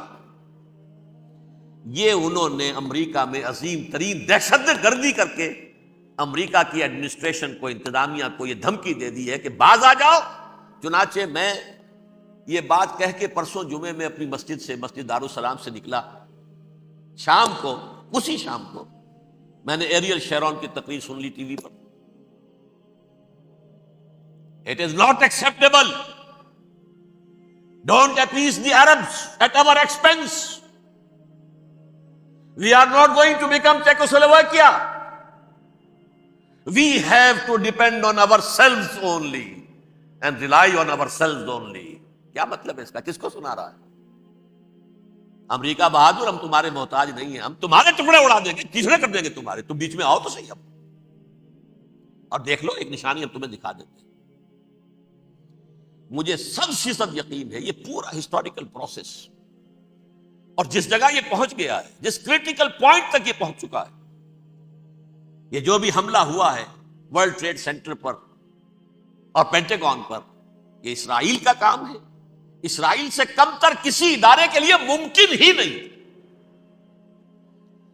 اس لیے کہ اسرائیل کے ایجنٹ امریکہ کے پورے نظام کے اندر جو ہے گھسے ہوئے موجود، ہر جگہ موجود۔ جیسے سرطان کا پھوڑا ہوتا ہے پورے جسم میں، وہ اپنی جڑیں جما لیتا ہے، ایسا ہے۔ پوری ایڈمنسٹریشن، پوری اکانومی، تمام ذرائع ابلاغ، پرنٹڈ میٹر ہو یا یہ کہ الیکٹرانک میڈیا، سب ان کے قبضے میں۔ ڈیفنس کا سارا معاملہ ان کے قبضے میں ہے، کوئی اور طاقت یہ کر ہی نہیں سکتی۔ امریکہ، اس کے سیکیورٹی کے معاملات تہ در تہ، دائرہ اندر دائرہ، اس دائرے تک 100 میل تک کوئی جہاز آ جائے گا اگر کہیں، جو کہ ان آئیڈینٹیفائی ہو تو یہ ہو جائے گا، کوئی اس سے آگے آگے تو یہ ہو جائے گا، اس سے آگے، اور وہ آ رہا ہے، چلا آ رہا ہے، پینٹاگون پر آ گیا ہے، اور 1 گھنٹے بعد آیا ہے۔ پہلی سٹرائک جو ہوئی ہے ورلڈ ٹریڈ سینٹر، اس کے 1 گھنٹے کے بعد پینٹاگون پر آ گیا۔ پینٹاگون وہ تو یوں سمجھیے ان کی مملکت کا حساس ترین دفاع کا مرکز، اور اس کا 1/3 حصہ جلا کے راکھ کر دیا۔ انہوں نے یہ دھمکی دی ہے، لیکن اس سے ان کے پیش نظر مقاصد کیا تھے؟ 3۔ اس دہشت گردی کے 3 مقاصد۔ فوراً اس کا رخ موڑ دینا اسامہ اور اس کی القاعدہ کی طرف۔ امریکہ غصے میں لال بھبوکا ہو کر فوراً اقدام کرے، اور ایک طرف تو اسامہ اور ان کے ساتھ طالبان کا ٹنٹا مقابلہ، اور دوسری طرف چونکہ پاکستان الائی ہے اور پاکستان کے عوام جو ہیں وہ طالبان کے ہمدرد ہیں، وہ اگر اٹھے تو ان کا بھی بیڑا کرتے، ایک تیر سے 2 شکار تو ادھر ہو جائیں، جو مستقبل میں انہیں خطرہ ہے۔ 1967 کی جنگ کے بعد جبکہ انہوں نے فتح کا جشن منایا تھا یہودیوں نے، تو انہوں نے پیرس میں جو ایک جشن منایا ہے، وہاں بن گوریون کی تقریر یہ تھی، ہمیں کسی عرب ملک سے کوئی خطرہ نہیں، کوئی اندیشہ نہیں، ہمیں اندیشہ اگر ہے تو صرف پاکستان سے۔ یہ ہے وہ بات جو میں نے کہی تھی، نکتہ کیا ہے یہ سائملٹینیسلی کیوں وجود میں آئے ہیں یہ دو ملک؟ مشیت ایس ڈی میں پاکستان کا رول یہ ہے. حدیث میں آتا ہے ما انزل اللہ من دائن الا انزل لہ دوان، اللہ نے کوئی بیماری ایسی نہیں اتاری اس کا کہ توڑ اور دوا پیدا نہ کیے. اسرائیل کا توڑ پہلے پیدا کی. جیسے بچے کی ولادت بعد میں ہوتی ہے، ماں کی چھاتیوں میں دودھ پہلے پیدا ہو جاتا. یہ اللہ کی فطرت ہے، اللہ کا طریقہ. خطرہ انہیں ہے تو ہم سے ہے، اگر کوئی خطر مجھ کو تو اس امت سے. اس کی خاکستر میں ہے اب تک شرار آرزو. یہاں کے عوام، حکومت تو ٹھیک ہے ہماری جیب میں آ گئی، عوام کے اندر ہے، یہ بھڑک سکتی ہے چنگاری. یہی وجہ ہے بار بار ان کا کہ ہم زیادہ دباؤ نہیں ڈالنا چاہتے پاکستان پر. ہمارا بہت بڑا الہی ہے، ہم بہت پیسے بھی دے دیں گے، یہ بھی کر دیں گے، وہ بھی کر دیں گے، لیکن ہم زیادہ دباؤ نہیں ڈالنا چاہتے، ڈی اسٹیبلائز نہ ہو جائے، یہاں کے عوام کہیں کھڑے نہ ہو جائے. لہٰذا حملہ یہاں سے نہیں، وہ ازبکستان سے کرانے کی باتیں ہو رہی. اندر خانے پوری سپورٹ ہے، لیکن یہ کم سے کم ظاہر نہیں ہونے دیں گے کہ کیا کچھ ہو رہا ہے، تاکہ یہاں کے عوام کے اندر وہ چنگاری جو ہے اس بارود کے اندر پڑ گئی تو یہ شاید ڈی اسٹیبلائز ہو جائے. لیکن ڈی اسٹیبلائز ہونے میں جہاں اس کا خطرہ ہے کہ پرویز مشرف کی حکومت ختم ہو جائے، وہاں اس کا بھی خطرہ ہے کہ پاکستان ختم ہو جائے. ڈی اسٹیبلائز ہونے کا مطلب کیا ہے؟ بھارت کو واک اوور دے سکتے، جاؤ اب گھس جاؤ، تم پولیس ایکشن کرو، یہاں اب امن نہیں رہا ہے، ہم امن قائم کرنے آ جائیں. یا یونائٹڈ نیشنز کی فوجی KFOR آ جائے یہاں پر امن قائم کرنے کے لیے، اور ہماری جو ایٹمی صلاحیت ہے وہ تو ویسے ہی برباد ہے. ایک چیز تو ان کے پیش نظر یہ تھی، اس میں تو اللہ تعالیٰ نے کچھ تھوڑی سی عافیت پیدا کر دی. ان کا خیال تھا کہ غصے میں آگ بھبھوکا ہو کر امریکہ جو ہے بھوکے شیر کی طرح ٹوٹ پڑے گا بس. لیکن وہاں وہ اپنے باپ کی طرح کولیشن بنانے کی فکر ہو گئی اسے. کولیشن بنتے بنتے تو وقت لگتا ہے، بستی بسنا کھیل نہیں، بستے بستے بستی ہے. دل کا اجڑنا سہل صحیح، بسنا سہل نہیں ظالم، بستی بسنا کھیل نہیں، بستے بستے بستی. کولیشن بناتے بناتے نیٹو بھی پھدکنے لگا تھا کہ ہمارے پاس انہوں نے کچھ ثبوت دیے ہی نہیں ابھی تک. کوئی کسی نے کچھ اور کہا، سعودی عرب نے بھی کہہ دیا ہمارے اڈوں سے آپ جہاز اڑا کر حملہ نہیں کریں گے وغیرہ وغیرہ. اس چکر میں ایک تو وقت نکل گیا، اور دوسرے فوراً ہی ان پر آیا ہو گیا یہ تو ہمارے ساتھ کیا ہی اسرائیل نے ہے.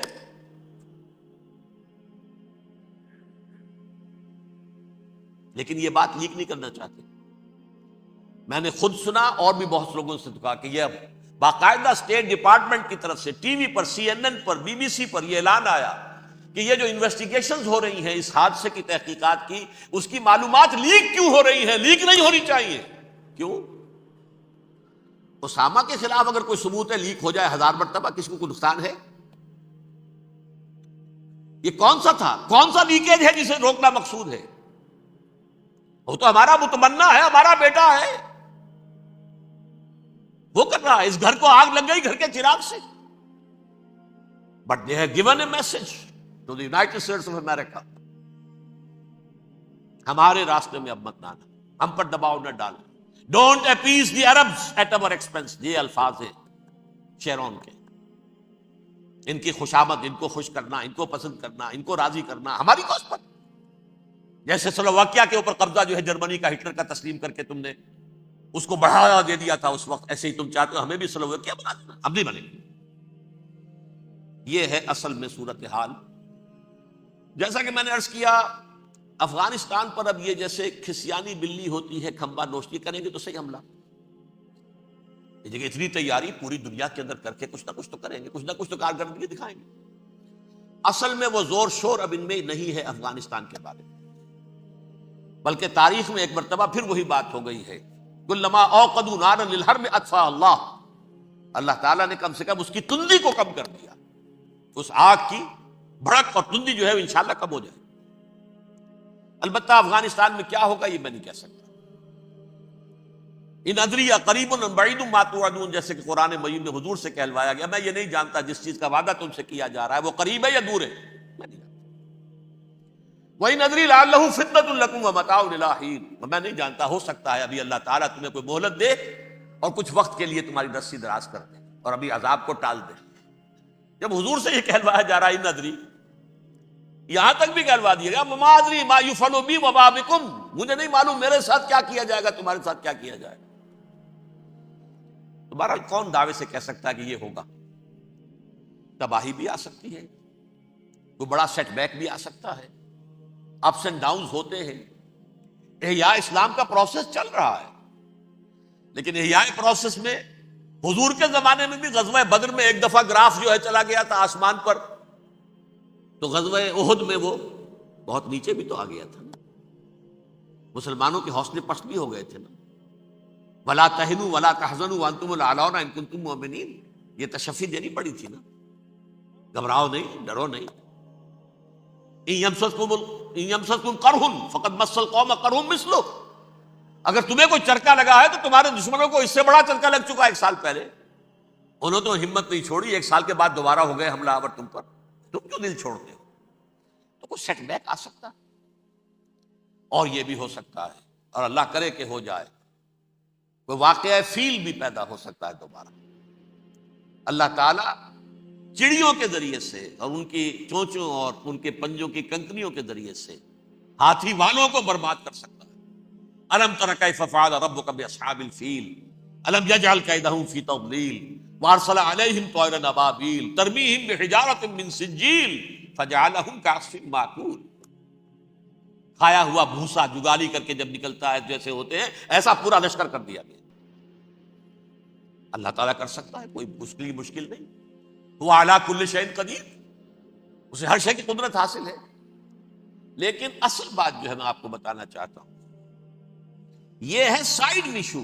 اصل ایشو ہے فلسطین کا جو شروع ہونے والا ہے، بھٹی دہکے گی وہاں۔ ظاہر بات ہے کہ اگر کوئی بہت بڑا اقدام ہو جاتا ہے فلسطینیوں کے خلاف، اور اگر واقعتاً مسجد اقصیٰ اور مسجد قبۃ الصخرہ گرا دیے جاتے تو طوفان اٹھے گا عالم عرب میں۔ یہ حسنی مبارک ہو یا شاہ خالد ہو یا کوئی اور ہو، یہ نہیں روک سکتے اس طوفان کو۔ نوجوان خون اٹھے گا، غیرت اور جو بھی حمیت ہے۔ مسلمان ان پڑھ سے ان پڑھ اور بالکل بے دین، وہ بھی مسجد کی حرمت پر کٹ مرنے کو تیار ہو جاتا ہے۔ مسجد تو بنا دی شب بھر میں ایمان کی حرارت والوں نے، من اپنا پرانا پاپی ہے، برسوں میں نماز ہی بننا سکتا۔ وہ چاہے کانپور کی مسجد سے مسلمانوں نے جانے دی ہے، چاہے وہ شہید گنج کی مسجد تھی مسلمانوں نے جانے دی ہے، چاہے نماز نہ پڑھتے ہو، لیکن یہ جو حرمت اور یہ جو حمیت اور یہ غیرت ہے، اس سے جو طوفان اٹھے گا یہ ہوگا اس ملحمۃ العظما، اس کی طرف پیش رفت ہو رہی۔ کتاب الملاحم سے احادیث کے حوالے سے کہ جن جنگوں کا حوالہ دیا حضور نے، پیشن گوئی کی ہے، اس کا نقطہ آغاز تھا خلیج کی جنگ۔ صدام حسین نے اسے کہا تھا یہ مدر آف وارز ہے، ام المحارب، یہ ایک جنگ نہیں ہے۔ اس کا نقشہ بھی حدیث میں موجود تھا، پیشن گوئی موجود تھی، اس وقت بھی ہم نے شائع کی تھی۔ لیکن اس میں جو جنگ اب ہونے والی وہ الملحمۃ العظما۔ ملحمہ کسے کہتے ہیں؟ لحم گوشت کو کہتے ہیں، اور قصائی کی دکان کو عربی میں ملحم کہتے ہیں، جہاں گوشت کے ٹکڑے کیے جاتے ہیں۔ آج کل مشینوں سے ہوتے ہیں، اب جو ہے وہ ہاتھ سے چھریوں سے نہیں ہوتے، لیکن ٹکڑے ہو رہے ہوتے ہیں، جسموں کے چیتھڑے اڑ رہے ہوتے ہیں۔ ملحمہ، یہی لفظ استعمال کیا تھا حضرت سعد ابن عبادہ نے رضی اللہ تعالی عنہ یوم فتح مکہ۔ ان کے دل میں تھا کہ اب ہم انتقام لیں گے ان عربوں سے، ان قریش سے۔ الیوم یوم الملحمہ، الیوم یوم الملحمہ، یہ کہتے ہوئے جا رہے تھے، ایک خاص کیفیت۔ آج ہے گوشت کے ٹکڑے اڑانے کا دن۔ حضور سے کہا کسی نے جا کر کے ساتھ تو یہ کہہ رہے ہیں الیوم یوم الملحمہ، الیوم یوم الملحمہ۔ حضور نے فرمایا نہیں، ان سے کہو جا کر الیوم یوم المرحمہ، الیوم یوم المرحمہ، آج رحمت کا دن ہے، آج تو میں ان سب کو معاف کروں گا۔ لا تثریب علیکم اليوم، میں تم سے وہی بات کہہ رہا ہوں جو میرے بھائی یوسف نے کہی تھی اپنے بھائیوں سے، اذهبوا فانتم الطلقاء، جاؤ تم سب کے سب آزاد۔ وہ ملحمہ ہے جس کو کہ حضور نے حضرت معاذ بن جبل رضی اللہ تعالیٰ عنہ سے روایت ہے، اس میں سے جو ابو داؤد میں روایت آئی ہے اس میں الملحمۃ العظما، عظما مؤنث ہے اعظم کا۔ آپ کہتے ہیں جنگ عظیم اول، جنگ عظیم دوم، عظیم کا باپ ہو گیا اعظم، سب سے بڑا۔ اور اس کا مؤنث ہے سب سے بڑی، عظما، الملحمۃ العظما، سب سے بڑی لڑائی۔ میرے نزدیک یہ وار کے معنی میں نہیں ہے، بیٹل کے معنی میں۔ انگریزی میں یہ دو لفظ علیحدہ ہیں، وار، بیٹل۔ وار سالوں کو محیط ہوتی ہے، بیٹل کسی ایک خاص جگہ پر جو لڑائی ہوتی ہے اس کو کہتے ہیں۔ حضور کے اور قریش کے درمیان 6 سالہ وار تھی، جنگ تھی، لیکن battles, battle of Uhud, battle of Badr, یہ بیٹلز تھی، لڑائیاں تھیں۔ تو عظیم ترین جنگ شاید اس اعتبار سے نہ ہو جیسے کہ ورلڈ وار 1 اور ورلڈ وار 2، یعنی اس کی وسعت کا اتنا معاملہ نہیں اور طوالت کا نہیں، لیکن جو لڑائی جو ہے بیٹل ہونی ہے، جس کو کہ یہ لوگ، یا چونکہ میں نے کہا تھا شروع میں کہ سرما ہے میری آنکھ کا خاک حجاز و ہول قدس، نیو ٹیسٹمنٹ کی آخری کتاب ہے the book of Revelation, Revelation of saint John, اس میں آرمگڈون کہا گیا ہے اسے۔ ہر مجدون، یہ عبرانی لفظ ہے، ہر کہتے ہیں اونچی جگہ کو، سطح مرتفع، مجدون میگیڈو، میگیڈو ایک وادی ہے، مرتفع، وادی مرتفع، یہ ہے واقع لبنان، اسرائیل اور شام کے درمیان جو ٹکڑا، جو ٹرائنگل بنتی ہے، یہ ہے، یہاں پر بڑی جنگ لڑی جائے گی، اور یہ جنگ جنگ صلیب ہوگی، جو کہا ہے بش نے، یہ جنگ صلیب۔ سیکنڈ ملینیم شروع ہوئی تھی تو پہلی صلیبی جنگ ہوئی تھی، تھرڈ ملینیم شروع ہوا ہے، یہ سیکنڈ صلیبی جنگ ہے، یہ کروسیڈ ہے۔ اور میں اس مرتبہ امریکہ گیا تھا تو پہلی مرتبہ مجھے وہاں ایک رسالہ ملا ٹرمپٹ نام کا۔ یہ امریکہ کے جو بہت ایکسٹریمسٹ قسم کے پروٹیسٹنٹس ہیں، یہ ان کا رسالہ ہے، اور ان کے بارے میں اب کہا جا رہا ہے وہ کرسچین زائنسٹ ہیں۔ آپ شاید پہلی مرتبہ یہ لفظ سن رہے ہو۔ زائنسٹ تو ہم سمجھتے ہیں یہودیوں کو، کرسچین زائنسٹ وہ ہیں جو ہیں تو عیسائی پروٹیسٹنٹس ہیں، لیکن اسرائیل کے وہ حمایتی یہودیوں سے بڑھ کر ہیں۔ یہ میری کسی پہلی تقریر میں شاید بہت سے حضرات کو یاد آ جائے، میں نے کہا تھا 4 سال پہلے ہمارا تنظیم اسلامی کا ایک کنونشن ہوا تھا ہیوسٹن میں، امریکہ کا جنوبی علاقے کا شہر ہے۔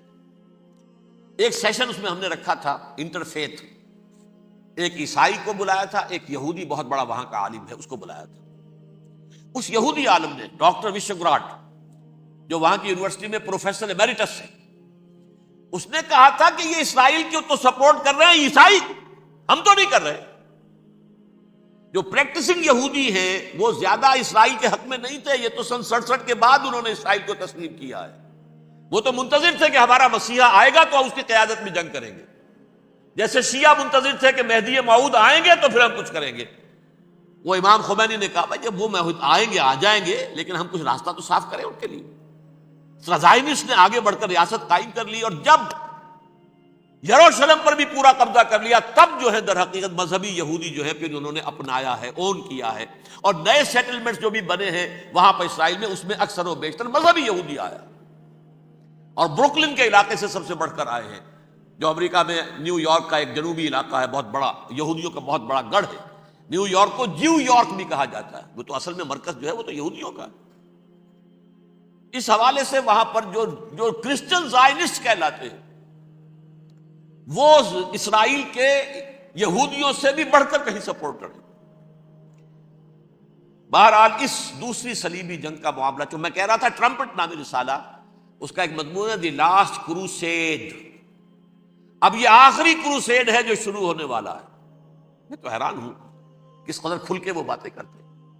رومن کیتھولکس کو وہ کہتے ہیں کہ یہ شیطان ہے، یہ پوپ شیطان ہے، یہ یورپ کو اس نے جمع کیا ہے کرسچینٹی کی بنیاد پر، اور اس میں زیادہ تر کیتھولکس ہیں۔ آپ کو معلوم ہے برطانیہ بڑی مشکل سے شامل ہوا ان کے ساتھ، اس لیے کہ وہ پروٹیسٹنٹ کا سردار تھا، ابھی پوری طرح نہیں ہے۔ یورپ جو ہے وہ رومن امپائر دوبارہ یہ کھڑی کر رہا ہے، اور در حقیقت یہ جو ہے یہودیوں سے بھی چھیننا چاہتے ہیں اسرائیل کو اور فلسطین کو، اور مسلمانوں سے بھی، اور یہ وہی کروسیڈ جو تھے اربن ثانی کے، اس کی تیاری کر رہے ہیں تاکہ وہاں پر عیسائی حکومت قائم ہو جائے، کیتھولکس کی، پوپ کی حکومت قائم ہو جائے، جیسے ایسٹ تیمور میں کر دی ہے۔ ایسٹ تیمور میں کون سی حکومت بنی ہے؟ رومن کیتھولک، رومن کیتھولک اسرائیل میں بنے، تاکہ یہ سارے مقامات مقدسہ جہاں اسرائیل پیدا ہوئے، حضرت مسیح پیدا ہوئے، بیت لحم کہاں ہے؟ وہی ہے کہ نہیں؟ جہاں سے ریزریکشن ہوا ان کے خیال میں وہ کہاں ہے؟ وہیں پر ہے کہ نہیں؟ بڑے بڑے گرجے ان کے وہی ہیں۔ تو اس اعتبار سے ان کا کہنا یہ ہے یہ لاسٹ کروسیڈ کی تیاری ہو رہی ہے، یہ کیفور، اور ان کا کہنا یہ ہے کہ یہ پوری طاقت نیٹو کی جو ہے، یہ پہلے جرمنی سے لائی گئی بوسنیا، انہوں نے خود وہاں جنگ کروائی، انہوں نے خود وہاں پر ایتھنک کلینسنگ کروائی، پھر خود مصالحت کے لیے آ گئے، پھر کوسوو میں انہوں نے خود آگ بھڑکائی۔ یہ میں نہیں کہہ رہا، یہ وہ ٹرمپٹ رسالہ امریکہ سے چھپنے والا پروٹیسٹنٹس کا رسالہ ہے جو یہ کہہ رہا ہے۔ پھر انہوں نے کوسوو کے اندر کروایا، اور پھر وہ وہاں پر پیس فورس کی حیثیت سے آ گئے۔ اب وہ میسیڈونیا میں کروا رہے ہیں اور وہاں داخل ہو گئے ہیں۔ اگلا قدم ان کا سائپرس ہوگا، سائپرس میں ترکوں کو اور وہ گریکس کو لڑائیں گے اور وہاں آ جائیں گے، وہاں سے ایک چھلانگ لگائیں گے اور یہ فلسطین میں پہنچیں گے، اور یہ وہاں پر ایک رومن امپائر، اپنی پرانی رومن امپائر کی طرح کی رومن کیتھولک ریاست قائم کرنا چاہتے ہیں۔ تو وہاں امریکہ کے عیسائیوں میں بھی کوئی ایک طبقہ نہیں ہے، کیتھولکس بھی ہے، کیتھولکس زیادہ نہیں ہے ہمدرد، لیکن اب تابع ہو چکے ہیں۔ اسحاق ریبین نے جب یہ پیس ٹاک شروع ہوئی تھی، آپ کو یاد ہوگا شاید، کہ جب وہ آیا تھا واشنگٹن سے واپس فلسطین اسرائیل، تو پہلے روم میں رکا for an audience with the pope, اور پوپ کو اس نے ایک مرتبان سا پیش کیا تھا، حضرت سلیمان علیہ السلام کے زمانے کا مرتبان، اور کہا تھا دیکھیے 3000 برس تک ہم نے اس کی حفاظت کی ہے، اب یہ میں آپ کے حوالے کر رہا ہوں۔ اس کے بعد سے پوپ جو ہے بالکل رام ہو گیا، اور وہ عیسائیوں کے ساتھ اور یہودیوں کے ساتھ ان کا پورا معاہدہ ہو۔ اب پورا عیسائی ورلڈ جو ہے بعثت مجموعی یہودیوں کے شکنجے میں ہے۔ البتہ ان کے اندر بھی جھگڑے ہیں، جو وہاں پر وائٹ کرسچن ملیشیاز ہیں وہ ایکسٹریمسٹ ہیں کیتھولکس، ان کے نزدیک دشمن نمبر 1 یہودی، دشمن نمبر 2 مسلمان، دشمن نمبر 3 جو یورپ میں کالے ہیں، افرو امریکن، چاہے وہ عیسائی ہو گئے ہوں، کوئی بھی ہو، یہ 3 دشمن ہیں جن سے انہوں نے کلینز کرنا ہے، صاف کرنا ہے ان کے خیال کے مطابق امریکہ کی سوسائٹی، اولاً یہود، پھر مسلمان، اور پھر یہ جو کالے ہیں۔ لیکن دوسری طرف پروٹیسٹنٹس کے اندر ایکسٹریمسٹ وہ ہیں جنہیں کہا جا رہا ہے یہ کرسچین زائنسٹ ہیں، یہ اسرائیل سے بڑھ کر سپورٹرز ہیں۔ بہرحال یہ اب جنگ ہوگی، اس کا نتیجہ کیا نکلے گا یہ تو اللہ ہی جانتا ہے۔ اب میں آخری بات کی طرف آ رہا ہوں۔ آخری نتیجہ تو جو بھی کچھ اپس اینڈ ڈاؤنز آئیں گے،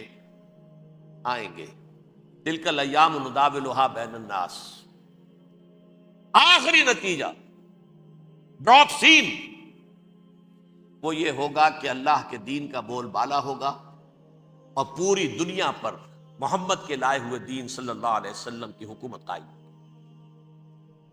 وہ گویا قیامت کی تمہید ہوگی، اس کے بعد بس قیامت آئے گی، کیونکہ مقصد کائنات، تخلیق کائنات پورا ہو جائے گا۔ پوری مخلوقات کے اندر مقصد تخلیق، کلائمیکس آف کریشن محمد الرسول اللہ صلی اللہ علیہ وسلم، دین کی تکمیل محمد الرسول اللہ صلی اللہ علیہ وسلم، اور اس خلافت عرضی کے لیے جو حضرت آدم کو خلافت دی گئی تھی، جب اس میں وہ خلافت پوری دنیا پر قائم ہو جائے گی، اس کا مقصد پورا ہو جائے گا، and that will be the beginning of the end۔ اس کے بعد قیامت ہے۔ آخری نتیجہ تو یہ نکلنا ہے، اس سے پہلے سزائیں ہمیں بھی مل رہی ہیں، اور یہاں میں کانٹے کی بات جو چھوڑ گیا تھا اس کو بیان کر دوں۔ اللہ نے اس مغضوب علیہم قوم کو، اس ملعون قوم کو کیوں اب تک چھوٹ دیے رکھی؟ میں بتا چکا ہوں یہ بڑے عذاب کے مستحق ہو چکے تھے حضرت عیسیٰ علیہ السلام کے زمانے میں، چھوٹ دی ہے، ابھی تک ہے، بلکہ ایک مرتبہ ابھارا ہے، 1900 برس کے بعد ابھرے ہیں یہ، بالفور ڈیکلریشن 1917، سن 70 عیسوی کے بعد، تقریباً 1900 برس، 1850 برس تو ہے کم سے کم۔ پھر creation of Israel 1948، 1967 extension of Israel, یروشلم پر قبضہ، یہ سارا جو ہے کیوں ہے؟ اللہ تعالیٰ اس خیر امت محمد صلی اللہ علیہ وسلم، اس کے بہترین حصے کو سزا ان ملعونوں کے ہاتھوں دے رہا ہے۔ کیوں؟ جو جرم انہوں نے کیا تھا وہی ہم نے کیا۔ انہوں نے اللہ کی کتاب کو پیٹھ کے پیچھے پھینکا، نبذ فریق من الذین اوتوا الکتاب کتاب اللہ وراء ظہورہم، ہم نے اپنی پیٹھوں کے پیچھے پھینکا کہ نہیں؟ کولونیل رول سے آزاد ہوئے، کہیں اسلامی قانون نافذ کیا، کہیں اسلامی نظام قائم کیا؟ تو جو جرم ان کا تھا وہی ہمارا ہے، اور ہم خیر امت ہیں، اور ہمارے میں سے خیر ترین عرب ہیں، ان پر اللہ کا فضل، ان کی مادری زبان میں اللہ کی کتاب موجود ہے، پھر انہوں نے اللہ کے دین کو پیٹھ دکھائی۔ جو ملک آزاد ہوا کولونیل رول سے، یا اس نے قبلہ کر لیا اپنا ماسکو کی طرف، یا کر لیا واشنگٹن کی طرف، کسی نے مکے کو قبلہ بنایا،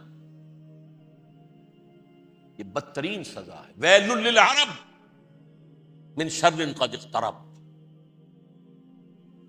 اور ترمذی شریف میں تو یہاں تک روایت ہے، من اقتراب الساعۃ ہلاک العرب، قیامت کے قرب کی ایک نشانی یہ بھی ہوگی کہ عرب ہلاک ہو جائے۔ ایک حدیث میں الفاظ آتے ہیں کہ حضور نے جب کہا یہ ہوگا یہ ہوگا یہ ہوگا، یہ بربادی آئے گی، تو کسی زوجہ محترمہ نام میں بھول رہا ہوں، انہوں نے پوچھا کہ عرب اس دن کہاں ہوں گے؟ فرمایا العرب یومئذ قلیل، بہت کم۔ آخری خاتمہ ہونا ہے یہود کا حضرت مسیح علیہ السلام کے ہاتھوں، وہ عذاب جو 2000 برس تک ان سے ٹلا رہا وہ آئے گا، اور ان کے رسول ہی کے ہاتھوں آئے گا۔ لیکن اس سے پہلے مسلمانوں پر یہ عذاب آ رہا، ہولوکاسٹ کے درجے کا عذاب آ رہا۔ البتہ ہم پاکستانی اس میں یوں سمجھ لیجئے کہ وہ تو خبریں موجود ہیں احادیث میں، وہاں تو جو ہونا ہے ہونا ہے۔ اتنے انسان مریں گے، اتنے انسان مریں گے کہ ایک پرندہ جو ہے اڑتا چلا جائے گا، وہ نہیں چاہے گا کہ نیچے اترے تو کسی لاش پر اترے، اسے جگہ نہیں ملے گی زمین خالی کہ کہیں اتر سکے، تھک ہار کر گرے گا، مرے گا تو بھی لاش کے اوپر گرے گا۔ یہ الفاظ ہے حضور صلی اللہ علیہ وسلم، الملحمۃ العظمی الملحمۃ الکبریٰ، یہ لاسٹ کروسیڈ۔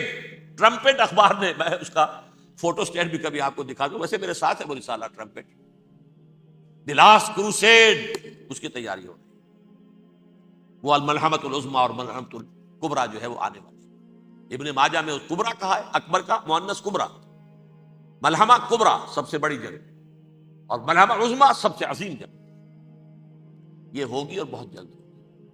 اب آخری بات یہ عرض کر رہا ہوں، کریں کیا؟ کچھ کریں بھی کہ نہیں؟ پہلا کام تو یہ ہے کہ اصل زندگی آخرت کی زندگی ہے۔ دنیا میں تباہی بربادی آ بھی جائے، آخرت بچ جائے، پہلا کام یہ ہے کہ ہر شخص توبہ کرے، لیکن توبہ توبۃ نصوح، توبہ کی تسمیح نہیں۔ آیہ کریمہ کا ختم نہیں، لاکھ مرتبہ لا الہ الا انت سبحانک انی کنت، اس سے کچھ نہیں۔ توبہ یہ ہے اپنی معاش کے اندر جھانکیے، اپنی معاشرت میں جھانکیے، جہاں جہاں اسلام کے خلاف کچھ نظر آئے پھینک دیجیے، نکال کر کاٹ دیجیے۔ بے پردگی ہے، نکالیے۔ آپ کی کمائی میں کوئی حرام کا عنصر ہے، ختم کیجیے، توبہ کیجیے، ابھی کیجیے، عملی توبہ۔